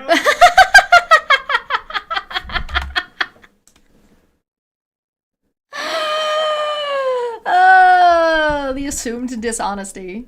Believe me, and maybe you don't want to or can't, or you doubt me, read Values yourself. And then you'll see, read the first 3 chapters and the last 3 chapters, because the middle of it's just boilerplate. It's only...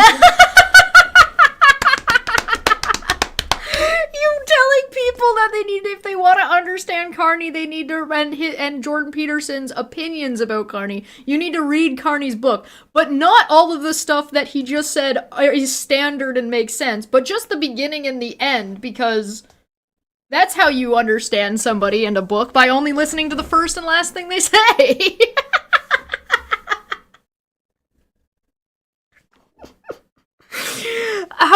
Is there a way for Jordan Peterson to be more transparent in his idiocy and his bias and his, what I'm gonna call, propaganda? There's right-wing extremist propaganda. Only there to make the book thick instead of pamphlet length. And so... Yeah, whatever, lobster boy. It's only there to make the book thick instead of pamphlet length. And so an hour of reading and you'll figure out who Carney is. Now, if you believe that carbon dioxide output on the part of Canada constitutes an existential threat of the sort that requires us to become poverty-stricken over the next 40 years, well, there is nothing that shows anything about Canada being poverty-stricken in the next 40... Oh, I know what they're talking about. Oh, I know what they're talking about. Oh, no. Okay, guys, I figured it out. I realized I figured it out. I know where the 40 years thing is coming from. You remember when we covered Pierre Poilievre? And Poilievre said that he pulled up this thing and was reading it off and was like, they published this thing, and if Canada's doing this thing, then we're gonna be poverty stricken, and this is what the Liberals want to do, except it was published by the government. And it's a massive hypothetical that if we do these things, then these things will happen. And these things aren't things that the Liberals are doing, they're these things that some people in government want to do, particularly the Conservative Party. That's what he's talking about.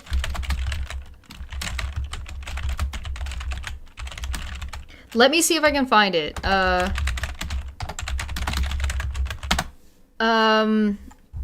The financial report for fiscal year. No, it's not this. This is just the fiscal year financial report. But like you can see that we have GDP growth. Like that's a non-issue. 10-year bond rate, etc., etc. That's not what I'm looking for. Let's call it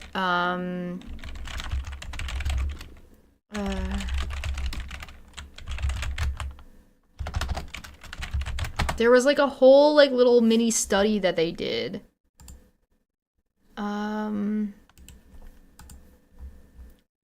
This is the economic, here's the fucking sum of the GDP real and unemployment rate stuff from the quarters of 2021.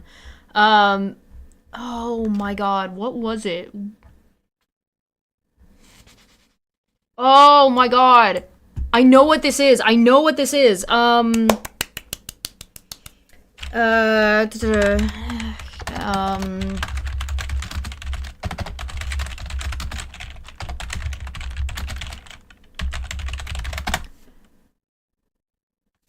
Annual financial report, details of economy, fiscal... Oh, come on, where is it?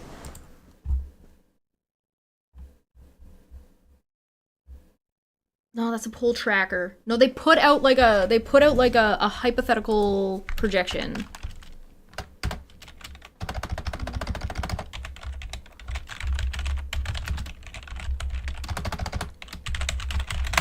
Oh my god, I know what this is.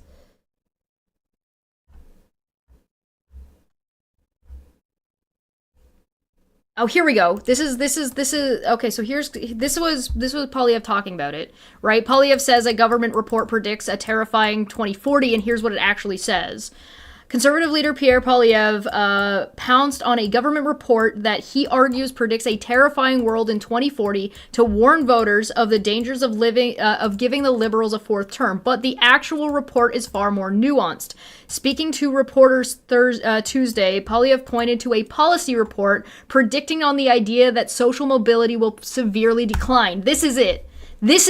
Future lives social mobility in question. From Policy Horizons Canada. I fucking knew it. I fucking found it. Good God. Oh, thank you. Feline also found it at the same time. Yay! We did it. I believed in us. This thing. And we went over this. Thank you, Feline. I appreciate it. So fucking Jordan Peterson, who's supposed to be big-brained, Jordan Peterson's supposed to be a smart guy, can't fucking read this and doesn't know what it actually means. By 2040, not 40 years from now. Yeah, correct. And this is all just a hypothetical.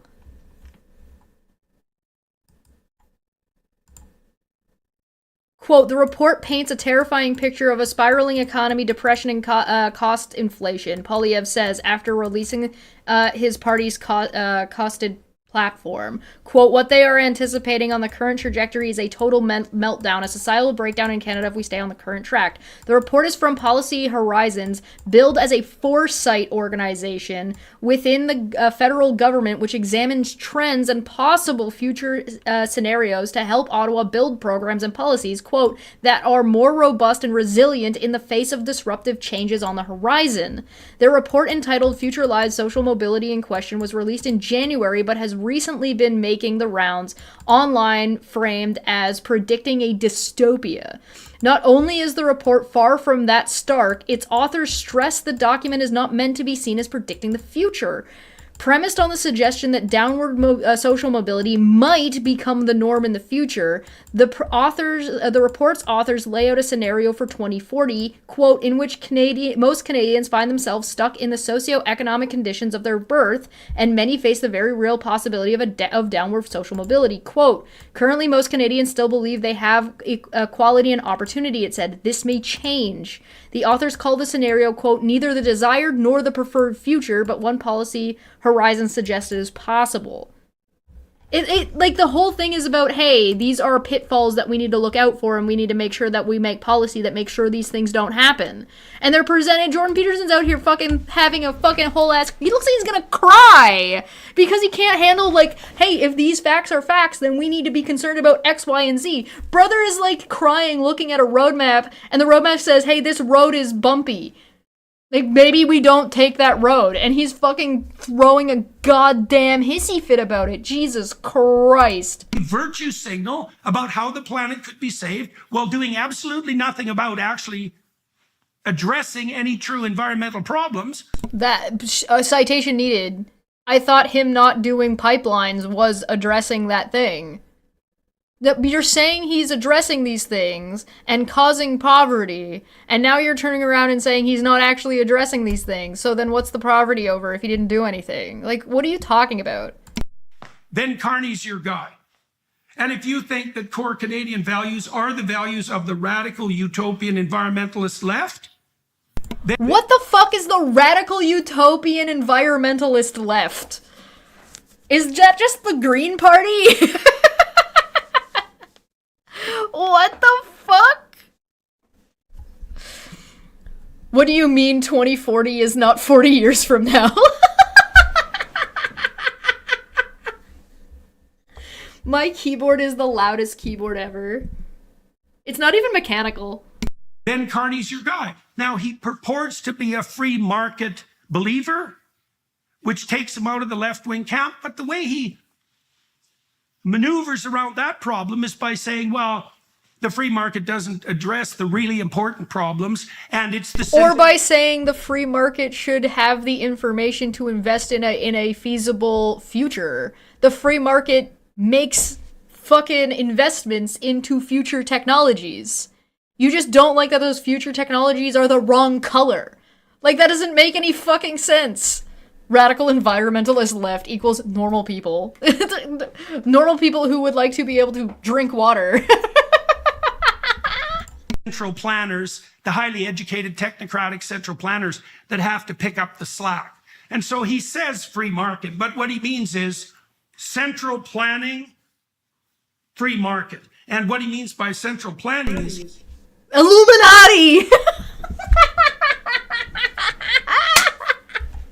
his vision, and what his vision is, that's the other thing about Carney. You know, I read his book Values, and he just completely, like, just went on. What? Did you guys see that switch? He's fucking rambling, yelling and raving, and then stops and goes, that's the other thing. Are you okay? Is Carney in the room with you right now? Are the left environmentalists part of that plant you have in the background? Are they listening to you? Brother, look at this. Free market. And what he means by central planning... He sits like, guys, you know that men aren't allowed to sit like this, right? Like, that makes you gay. He sits like a beta. Planning is his vision, and what his vision is, that's the other thing about Carney. You know, I read his book Values, and one of the things I really hope for in a book is Bro! His book doesn't matter. What are his political policies? Have you read the Liberals' political parties? like mandate, like what they're planning on doing? And have you read the conservative parties? I read the conservative parties. It took me like fucking 12 hours. It was terrible. I learned something, and all I learned from reading Values was something about Carney. I didn't learn anything of any substantial import in consequence of reading the book. It doesn't surprise me that Jordan Peterson is not able to learn anything from somebody who's smarter than him and who doesn't agree with him. Carney is not talking to Jordan Peterson in his book. And on top of that, Jordan Peterson doesn't listen to anybody who isn't stroking him off. Book. And yeah, this is all just character assassination. Then write a proper book review, Jordan. And I learned that he didn't have a single original idea. There wasn't a single original idea in that entire book. Then what's the problem? If it was all normative fucking ideas that already exist, how is he some kind of crazy extremist? Can you pick a lane? Like the first 3 chapters and the last 3 chapters outline his ideas, but they're not his ideas. Diversity, inclusivity, equity. All that is saying that, like, fucking no original idea exists. Okay, and... That's not Carney's idea. Environmental, social governance. Then why are you blaming him for it? New policies that are hypothetically going to govern the biggest financial institutions in the world, and every financial decision everybody makes with stakeholder capitalism and central top-down planning, none of that's his idea. Net zero, that's not his idea. And Carney had the opportunity in Values to put forward a platform of ideas because he couldn't. Why would he put forward political fucking platform ideas when he wasn't a politician when he wrote the book? What are you talking about? Good fucking God. Said, well, here's the problem with the fossil fuel economy, and it's leading us into this carbon dioxide catastrophe. And here's an absolute... Bro, Jordan Peterson seems really emotional about this. He seems really upset, guys. Like, we shouldn't make fun of him. He's having a bit of an emotional breakdown. Like, it's just conservatives whining, bitching, and moaning because they don't like that their guy didn't win the election. Absolutely detailed industrial plan for how Canada could move itself forward, own its own technology, develop a new industrial base that was renewable. Here's the Was the book even about Canada? Hold on.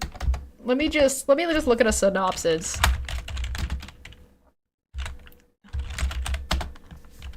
I just want to pull up a quick synopsis of the book. It was a national bestseller, and it won winner of the 2021 National Business Book Awards. Here's the publishing. National bestseller, winner of the 2021 National Business Book Awards, shortlisted for the 2021 Donor Prize. A bold and urgent argument by the Prime Minister of Canada and former Bank of Governor on the radical foundational change that is required if we are to build an economy and society based not on market values but on human values. Yeah, no wonder this makes fucking Jordan Peterson mad. People, all lives matter, guys.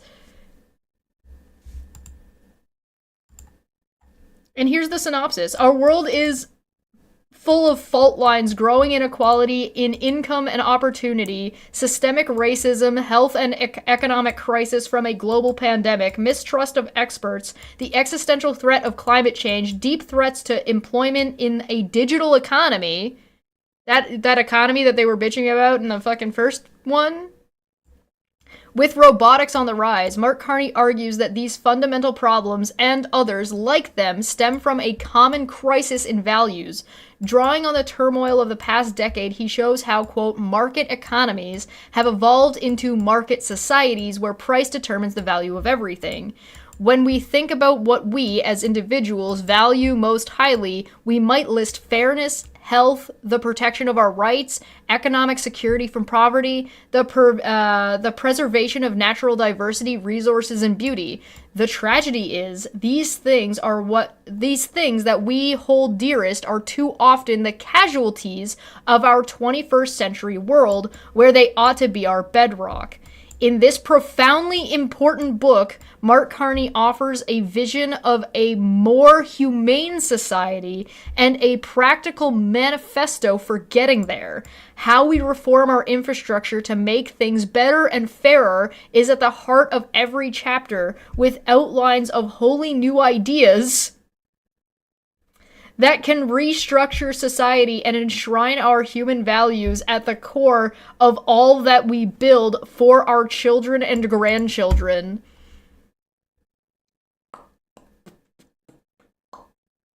Brother! No wonder it makes Jordan Peterson so angry. Detailed proposals, and here's the vision, here's the proof of concept. There's none of that in this book.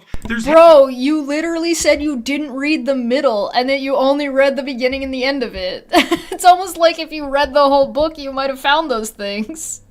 Hand-waving about how the magical new renewable economy, and he has the gall to talk about hydrogen, which is... I hate to be the bearer of bad news, but renewable energy isn't magical. It's just science. Like the most appalling proposition possible. No one takes the idea of a hydrogen economy seriously. Certainly not in the next few decades. There's no ideas and values. The next few decades. I would like to point out that a country doesn't operate within decades. A country operates within like 7 decades. We're talking about investing in things that are 50 years away, minimum. Long-term investments. Except DEI, ESG, and net zero, and those aren't his ideas. And worse than that, they're like the worst ideas of the last 20 years, and they're already outdated. So let's talk about that for a minute. So, bro, are you okay? He is not, he is like having a fucking like actual meltdown in this video. He's like cringe, like his body is like fucking, he's not okay. Holy shit. What the fuck? Yeah, Carney's been in and out of, like, political toe-dipping for a lot of his career. It was true that Carney took a leadership role as the UN climate envoy, and it was true that he organized, like, 400 of the world's biggest financial institutions to pursue what's essentially a net zero agenda. And that happened, let's say... And Feline is right. The next few decades, dude, governments have been kicking this can down the road since the 90s. Some, you might be able to argue, since the 60s and 70s. This can, now that there are finally steps taken, you want to kick the can down even further? Dude, grow up. Say, roughly 5 years ago. Okay, so let's ask ourselves, what's happened in the interim? And the answer is, despite his success in doing so, all the big players... Why can you not acknowledge success of somebody that you disagree with? Like, why do you have to put success in quotes? Why are you so fragile? Why are you so pathetic? Why are you so weak-minded that you can't even acknowledge that this thing is good and that thing is bad? I have more maturity than Jordan Peterson has, and I was about to make a fart joke about his face. Bailed out. BlackRock, Vanguard. All of these big players have decided that pursuing the net zero agenda, DEI and ESG, that's not going to fly. That's not true. Do you have a citation for that, Jordan? Because these are companies that have invested massively and heavily over the past like 10 or so years. There was a 5-year plan for one of them moving all this money, which I'm assuming that's what you're referring to, which DEI, by the way, has nothing to do. You just threw that fucking out there. DEI is a different issue. That's just a dog whistle. Look at these fake plants. Look at his fake plants and his fake fireplace and his fucking fake room. And so, even if you believe that Carney had been properly successful in organizing these... What is he looking at when he's, like, looking like this and he's talking like he's fucking, like... Who are you talking to? Is there a demon on the wall? What the fuck? Does it look like Justin Trudeau? Justin Trudeau haunts these men's dreams and nightmares, haunts the corners of their minds, and I love that for Justin Trudeau. I hope that makes him happy. I aspire to be that. That's not going to fly.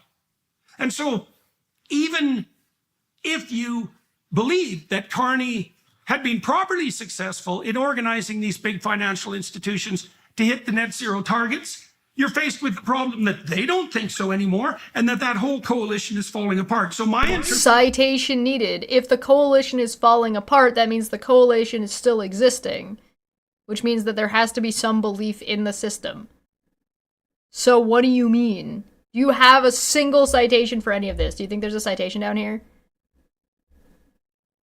All links? Nope.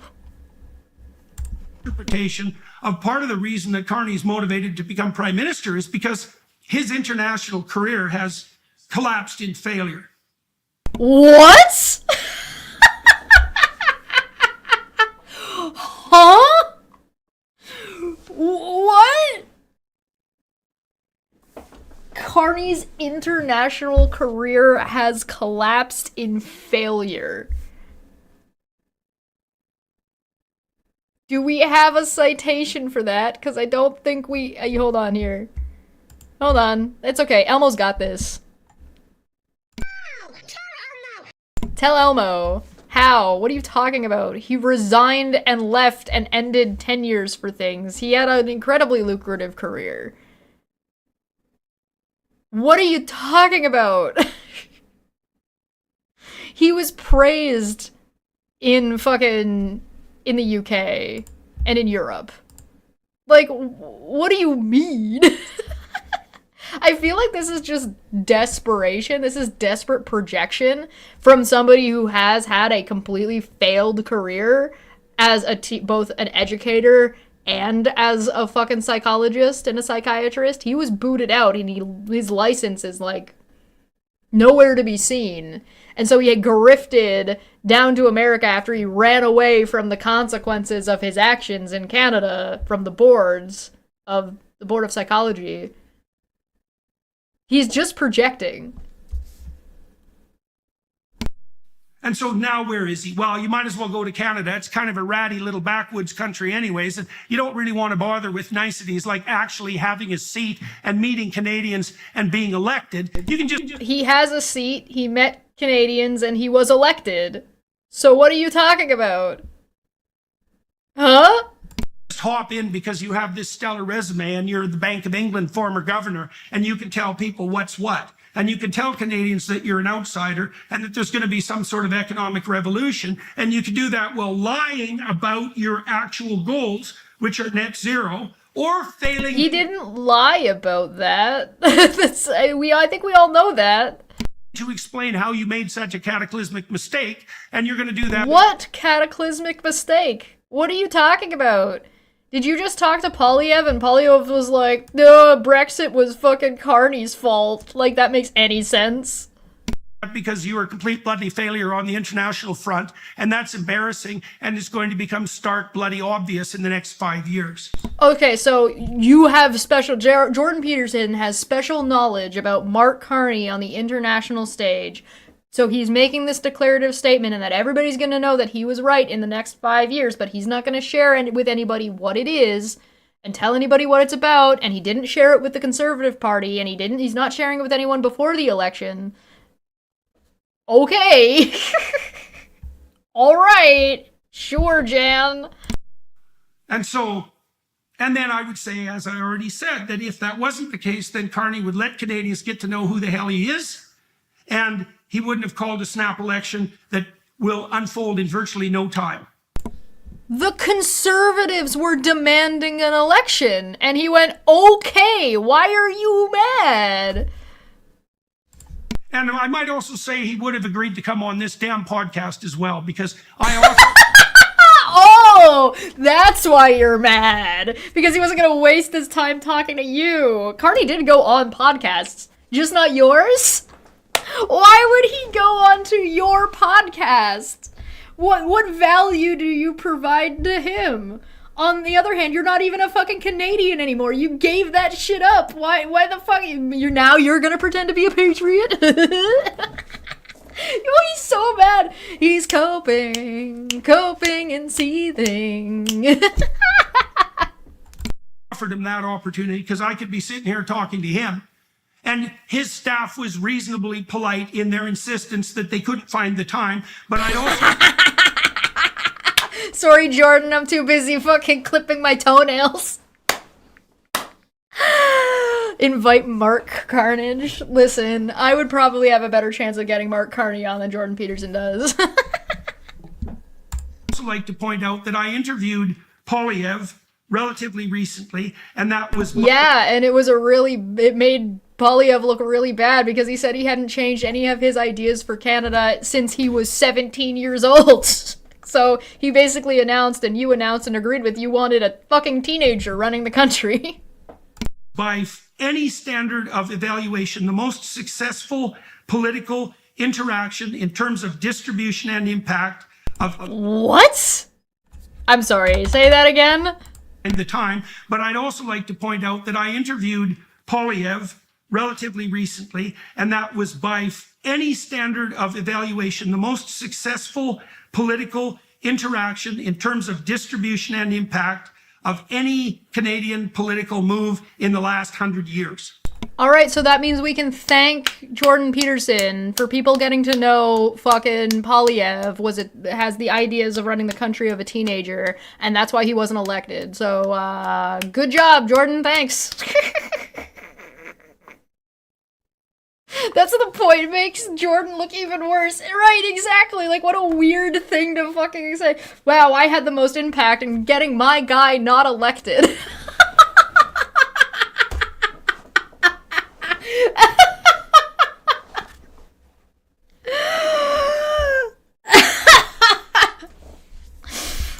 We got something like 50 million views. And so if Carney actually wanted to communicate to He had 50 million views, and then my guy didn't get elected because I was so impactful in exposing how much a piece of shit my fucking guy was. On top of that, hey, 50 million views doesn't mean they're Canadians watching, dumbass.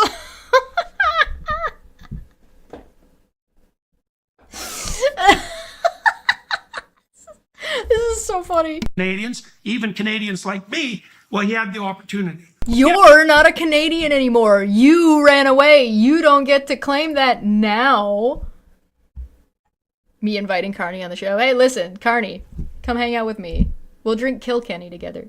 And I might say, well, if I was Carney, I wouldn't have come on my show, and that might be true, because I'm not a fan, and I would have done my best to be like a reasonable interviewer, and I'm kind of an agreeable guy, so I probably would have... You're kind of not. You're kind of just an asshole, and you just bring on people who already agree with you. You're an echo chamber. All you do is promote shitty, random, batshit ideas. Like Carney's already got to deal with Trump. Why would he bother dealing with you? Would have been, and I can see why he didn't want to do it, but he didn't do it. Are you tired of being held back by one-size-fits-all healthcare? Or having your concerns dismissed or being denied? This Canadian's out here like, yeah, like, you know, best Canadian getting information out there. Yeah, here's an ad for American health insurance. He's so mad. Bro. Apart isn't just an instance record preparing, but Peterson. You can also read between the lines if you're willing. You watch how he responds to press inquiries and who he talks to. Talking to CBC doesn't count, right? Or CTV. Why? Why would talking to neither of them count? Because those are the two ones that Polyev refused to talk to. Polyev didn't take questions from CTV or CBC, and his questions were catered and pre-screened. He called one of them a fucking protester, a heckler, when they were... Polyev also only ever took 4 questions and didn't take any fucking follow-up. So do you want to talk about facts, Jordan, or do you just want to be a whiny bitch baby? Carney took double the amount of fucking questions that Polyev did, at minimum. And if you actually look at the numbers, because they put those out, the pro questions versus, like the softball questions versus the hardball questions, all of Polyev's were fucking softball questions. Nobody was asking him any difficult questions because all the questions were pre-screened. Again, we're also dealing with Polyev, who was also the only candidate who didn't have press with him while he was traveling.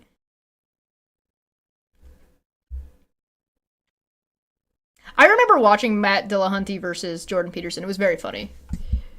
Because the Canadian legacy media is heavily government subsidized. And so he doesn't like talking to reporters. Heavily government subsidized. Guys, did you know that our public media is publicly funded? As if that's a bad thing? It's so funny. It's so funny, dude. The Canadian legacy media is heavily government subsidized. And so he doesn't like talking to reporters anyways, but those he talks to are... Bro, he talks to all of the reporters. We watched him. Government-funded reporters. Well, he won't talk to me. And he won't... You're not a journalist! You're not a Canadian reporter, dipshit! Did you go to the rally and try to ask him a question? No! Did you have a press pass? No! You don't get to pretend those are the same fucking thing. You're barely even an interviewer. You're fucking some guy who fucking sits on the internet and fucking pontificates and says a bunch of fucking random nonsense. What the fuck?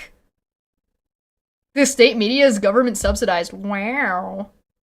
Down with me for 3 hours and hash this stuff out. 3 hours? You were demanding 3 hours? Bloviate. Yeah, bloviate's better than pontificate. You're right. Bloviate's more accurate. No wonder they responded to you with, sorry, we can't fit you in. We don't have the time. You wanted 3 hours. And that doesn't include, like, the time before and after. Brother! Like, no shit. He's weak. Yeah, you're right. And I would have done it politely, skeptically. You know, I've done interviews with 500 people, and many of them had political views that I didn't agree with. Many He of is not good at being skeptical. them were, well, the Democrats, for example, Tulsi Gabbard and RFK, Dean Phillips, who had held... I'm sorry, did you just list RFK as a Democrat? Huh? And Tulsi Gabbard as a Democrat? Huh? That ideologically would have aligned with Carney at least at one point in their political careers. And so that opportunity was open to him. What? You do know that Carney had to stop his campaigning 3 times to go deal with being the prime minister? 3 times? And he didn't take it. And so instead I'm talking to you directly about who Mark Carney is. And He's literally just jilted. He's literally just fucking mad because Carney didn't talk to him, so he made a fucking 11-minute video bitching. I'm telling you who he is because I definitely know who he is because his staff politely told me he didn't have 3 hours for me. What?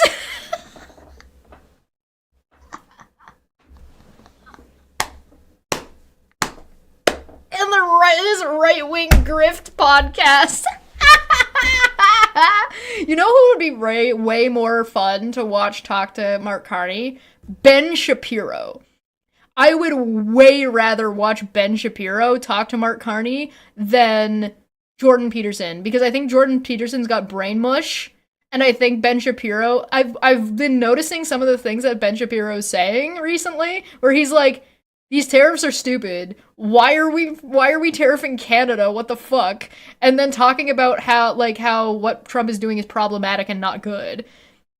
So at least I can suspect that if Ben Shapiro were to have a conversation with Mark Carney, they might find things they agree on and things that they disagree on, and it might actually be a more interesting conversation. Jordan Peterson's just a fucking man-child over here shitting his pants because a fucking leader of a country didn't have 3 hours during the campaign trail for him. Trying to walk you through what I've concluded. You know, I've done as much studying as I could. What he's concluded, having never spoken to the man. Last couple of months, including reading his book twice and talking to formidable people in Canada about what they think, and my connections in the UK, trying to get a handle on this guy and evaluating his policies in light of what I know about the UK and about Germany and about... Then evaluate those things. What do you know about the UK and Germany, Jordan? You were in Russia. the net zero catastrophe, and in light of what I know from talking extensively to people like Bjorn Lomborg and other people who are, Richard Lindbergh, for example, who are stellar scientific critics of Bro, I know people, therefore I figured this out. He's just trying to name drop people, like that fucking matters. the entire net zero apocalypse game. So in conclusion, Canada has a new prime minister. Who is Mark J. Carney? Well, he's someone who on paper looks stellar. He's someone who, because of that pedigree and educational history, Canadians regard as a potential. Aren't his parents teachers? He's trying the credibility by association, yeah. Pedigree and educational history, Canadians regard as a potential contender with Trump. What do we conclude if we look more deeply into what those claims truly mean? Well, if we do an analysis This weird finger thing he's doing all the time. of Carney's career and his writings, what we find is that he believes that there is no more important existential issue facing mankind and Canadians than the apocalypse that's impending because of carbon dioxide overproduction. So that's not entirely true if you read the synopsis of this book. He seems to think that the crisis is about values, and like the market economy becoming a market society. So unless this synopsis isn't accurate, and now I kind of want to get the book, and this seems like it's a crisis of, here, the tragedy is these things that we hold dearest are too often the casualties of our 21st century world where they ought to be our bedrock. Making our values worth more than worth something as opposed to only valuing the dollar. So I don't think I agree with his assessment. Again, he's read the book twice, allegedly, and that would mean something if I thought he could read. Or if I thought that Jordan Peterson was capable of shelving his agenda or compartmentalizing things. If Mark Carney was the one who was running for the Conservative Party, Jordan Peterson be fucking, like, ass in the air, cheeks spread for him. And as far as I can tell, all that he does stems from that initial presupposition. Now, I'm sorry, Jordan, do all lives not matter? No? It's also not a presupposition in that way. It's a fact. Like, climate change is a fact. It's a fact. Those are things that are happening, and there are things we can do about it. And making sure those things are equitable and profitable, if you want to move an economy, are important. You need to be able to do that. All that he does stems from that initial presupposition. Now, if you accept that presupposition, well, then perhaps Carney's your man. If you think there are credible reasons for concluding that there are other important things that might be taken into consideration, like the fact that having a priority doesn't mean that other things don't matter, dude. There's an economic advantage to investing in technology. Period. That was one of the things you were bitching about in this one. So why would investing in future technologies... Again, what are the Paris Accords? The Paris Accords are some of the biggest economically powerful countries moving away from fossil fuels, moving away from the oil industry. So there is an economic advantage to getting in early.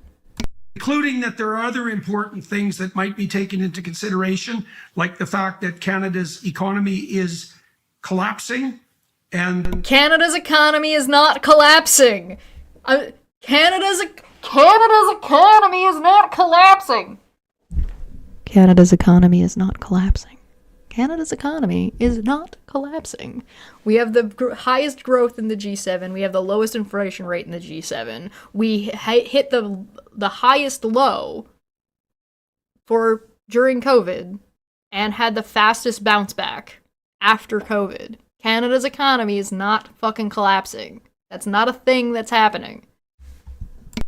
That the prognostications for its continued collapse, especially given the industrial policies that someone like Carney is likely to pursue, the prognostic... You have no idea. Oh my god, I thought you said you fucking read his political policies. You should be able to see what he's likely to pursue. Is that unraveling will continue and accelerate.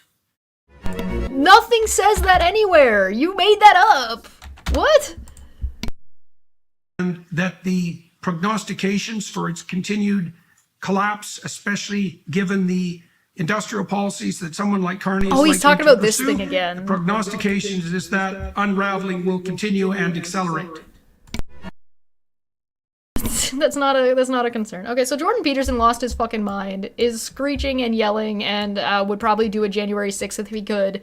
But he wants to pretend he wants to suddenly pretend he's now he's a patriot now after running away from the country and not wanting to take responsibility for his licensing in Canada. He's just super duper fucking salty that Carney didn't talk to him, and he's super duper salty that his guy didn't win, and it's very, very funny. Jordan, run in Alberta. Come be a politician, dude. It'll be funny. Don't actually. America really needs to stop picking through our garbage and then giving it money.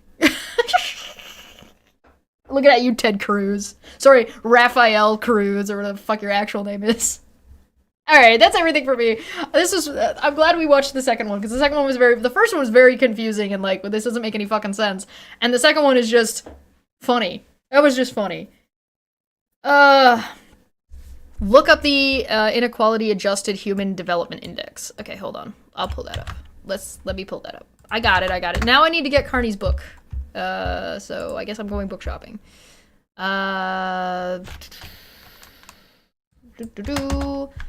Inequality Adjusted Human Development Index.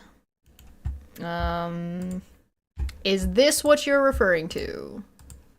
Is this it? He's really butthurt. Oh yeah, he's super mad. He's crying. This? Ooh, Togo. Ghana. Oh, Cambodia, Zimbabwe, Congo, Norway, Iceland, Switzerland, Finland, Netherlands, United Kingdom, Slovenia, Belgium, and Canada. Oh, wow. Let's see if Canada's pretty stable. That's actually impressive. Look at the list on Wikipedia. Okay. Filter by. All regions, Arab states, Europe and Central Asia, Latin America and the Caribbean, South Asia. Okay. Neat. This is cool! I'll put this link in the chat so anybody can go and take a deeper look at it, should they so desire. And you said on Wikipedia? Oh, here we go. This? List of countries by Inequality Adjusted Human Development Index. 2025 Human Development Report. According to 2016 report, the IHDI can be interpreted as the level of human development when inequality is accounted for, whereas the Human Development Index itself, which is the IHDI, is, quote, an index of potential human development or the maximum IHDI that could be achieved if there was no inequality. So on the right-hand side, we have very high and data unavailable. Then you have high, medium, and low. You've got Canada high, sitting in the highs. You have showing more detailed breakdown of countries inequality adjusted. So again, you have Canada higher than America is, and Russia mid to low. So it's hard to see Poland. Maybe if I made it bigger, whatever.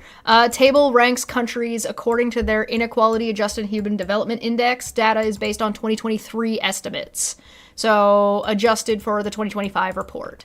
So the top 5, well, let's just go from top to bottom. We've got Iceland, Norway, Denmark. Norway and Denmark are sharing the number 2 spot. Switzerland, Netherlands, Belgium, Finland. Belgium and Finland are holding number 6. Germany, Sweden, and Ireland are tied with 9. Slovenia, Australia, United Kingdom, and Canada and the Czech Republic are sharing 14th place. Then you have United Arab, Austria, South Korea, New Zealand at 19, Japan at 20, Malta, Cyprus, and Estonia at 22, Hong Kong, because Hong Kong has to be treated specifically, Luxembourg, Andorra, France, Slovakia, then the United States just breaking into the top 30. So America didn't even make the top 10. They didn't even make the top 20. Good God. Croatia, Greece, Singapore, Spain, and Hungary are at 33. Italy and Poland at 35. So yeah, I'd call that comparable. The number is the difference between 0.832 and Poland at 0.817. I say Andorra, the planet. From Star Trek. Is that Star Trek or is that Star Wars? I don't remember. Anyway, then you've got Poland at 0.906 and America at 0.938 and 9.8 and 9.1. So these are, 11.3. So these numbers are not necessarily on their own, right? So United States is clearly worse than Poland in this area, and then comparable by 0.03 here, and then by 0.02 here. Andorrans are the blue people. Oh, right! Yeah. Then Israel, Lithuania, Latvia, Portugal, Serbia, Montenegro, Belarus. Russia's down at 46. Ukraine is at 59. Gee, I wonder why Ukraine is so low right now. Costa Rica's at 65. The rest of China is at 67. Mexico is at 73. Venezuela is at 87. I wonder where El Salvador is. Did we go past El Salvador? Did I go past El Salvador? I don't think I did. I'm not crazy, you're crazy. Yeah, that was Slovakia. Where's El Salvador?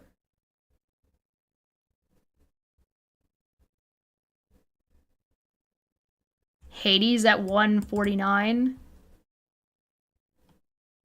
Yemen is at 155. Niger's at 165. South Sudan is on the bottom. El Salvador's at 102. Below Egypt. So when Jordan Peterson and his buddies all say that Canada's at the bottom of all these lists,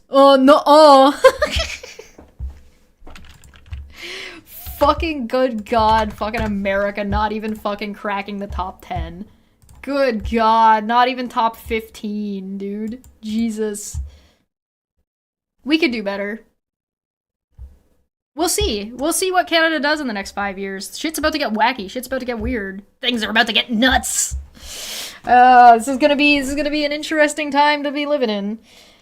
At the bottom of the top 15, America. Canada broke the top 15. We didn't break the top 10. America just made it into the top 30. He read it upside down. Shall I move to Norway or Denmark? Hey, if you have the opportunity, Iceland, Norway, Denmark are the top 3. The Netherlands and Switzerland, and this makes sense. I think everybody would have expected that. I'm really hoping to see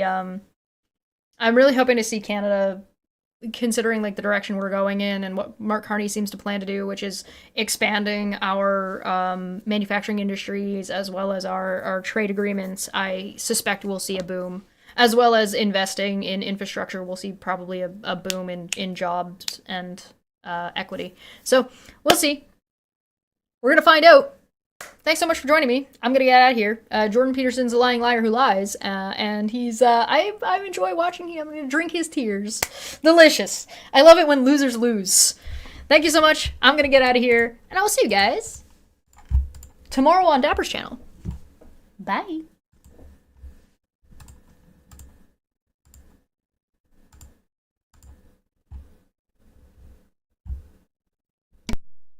Fuck that guy and his fucking YouTube videos. Stop listening to a man who doesn't know what the fuck he's talking about, you idiots!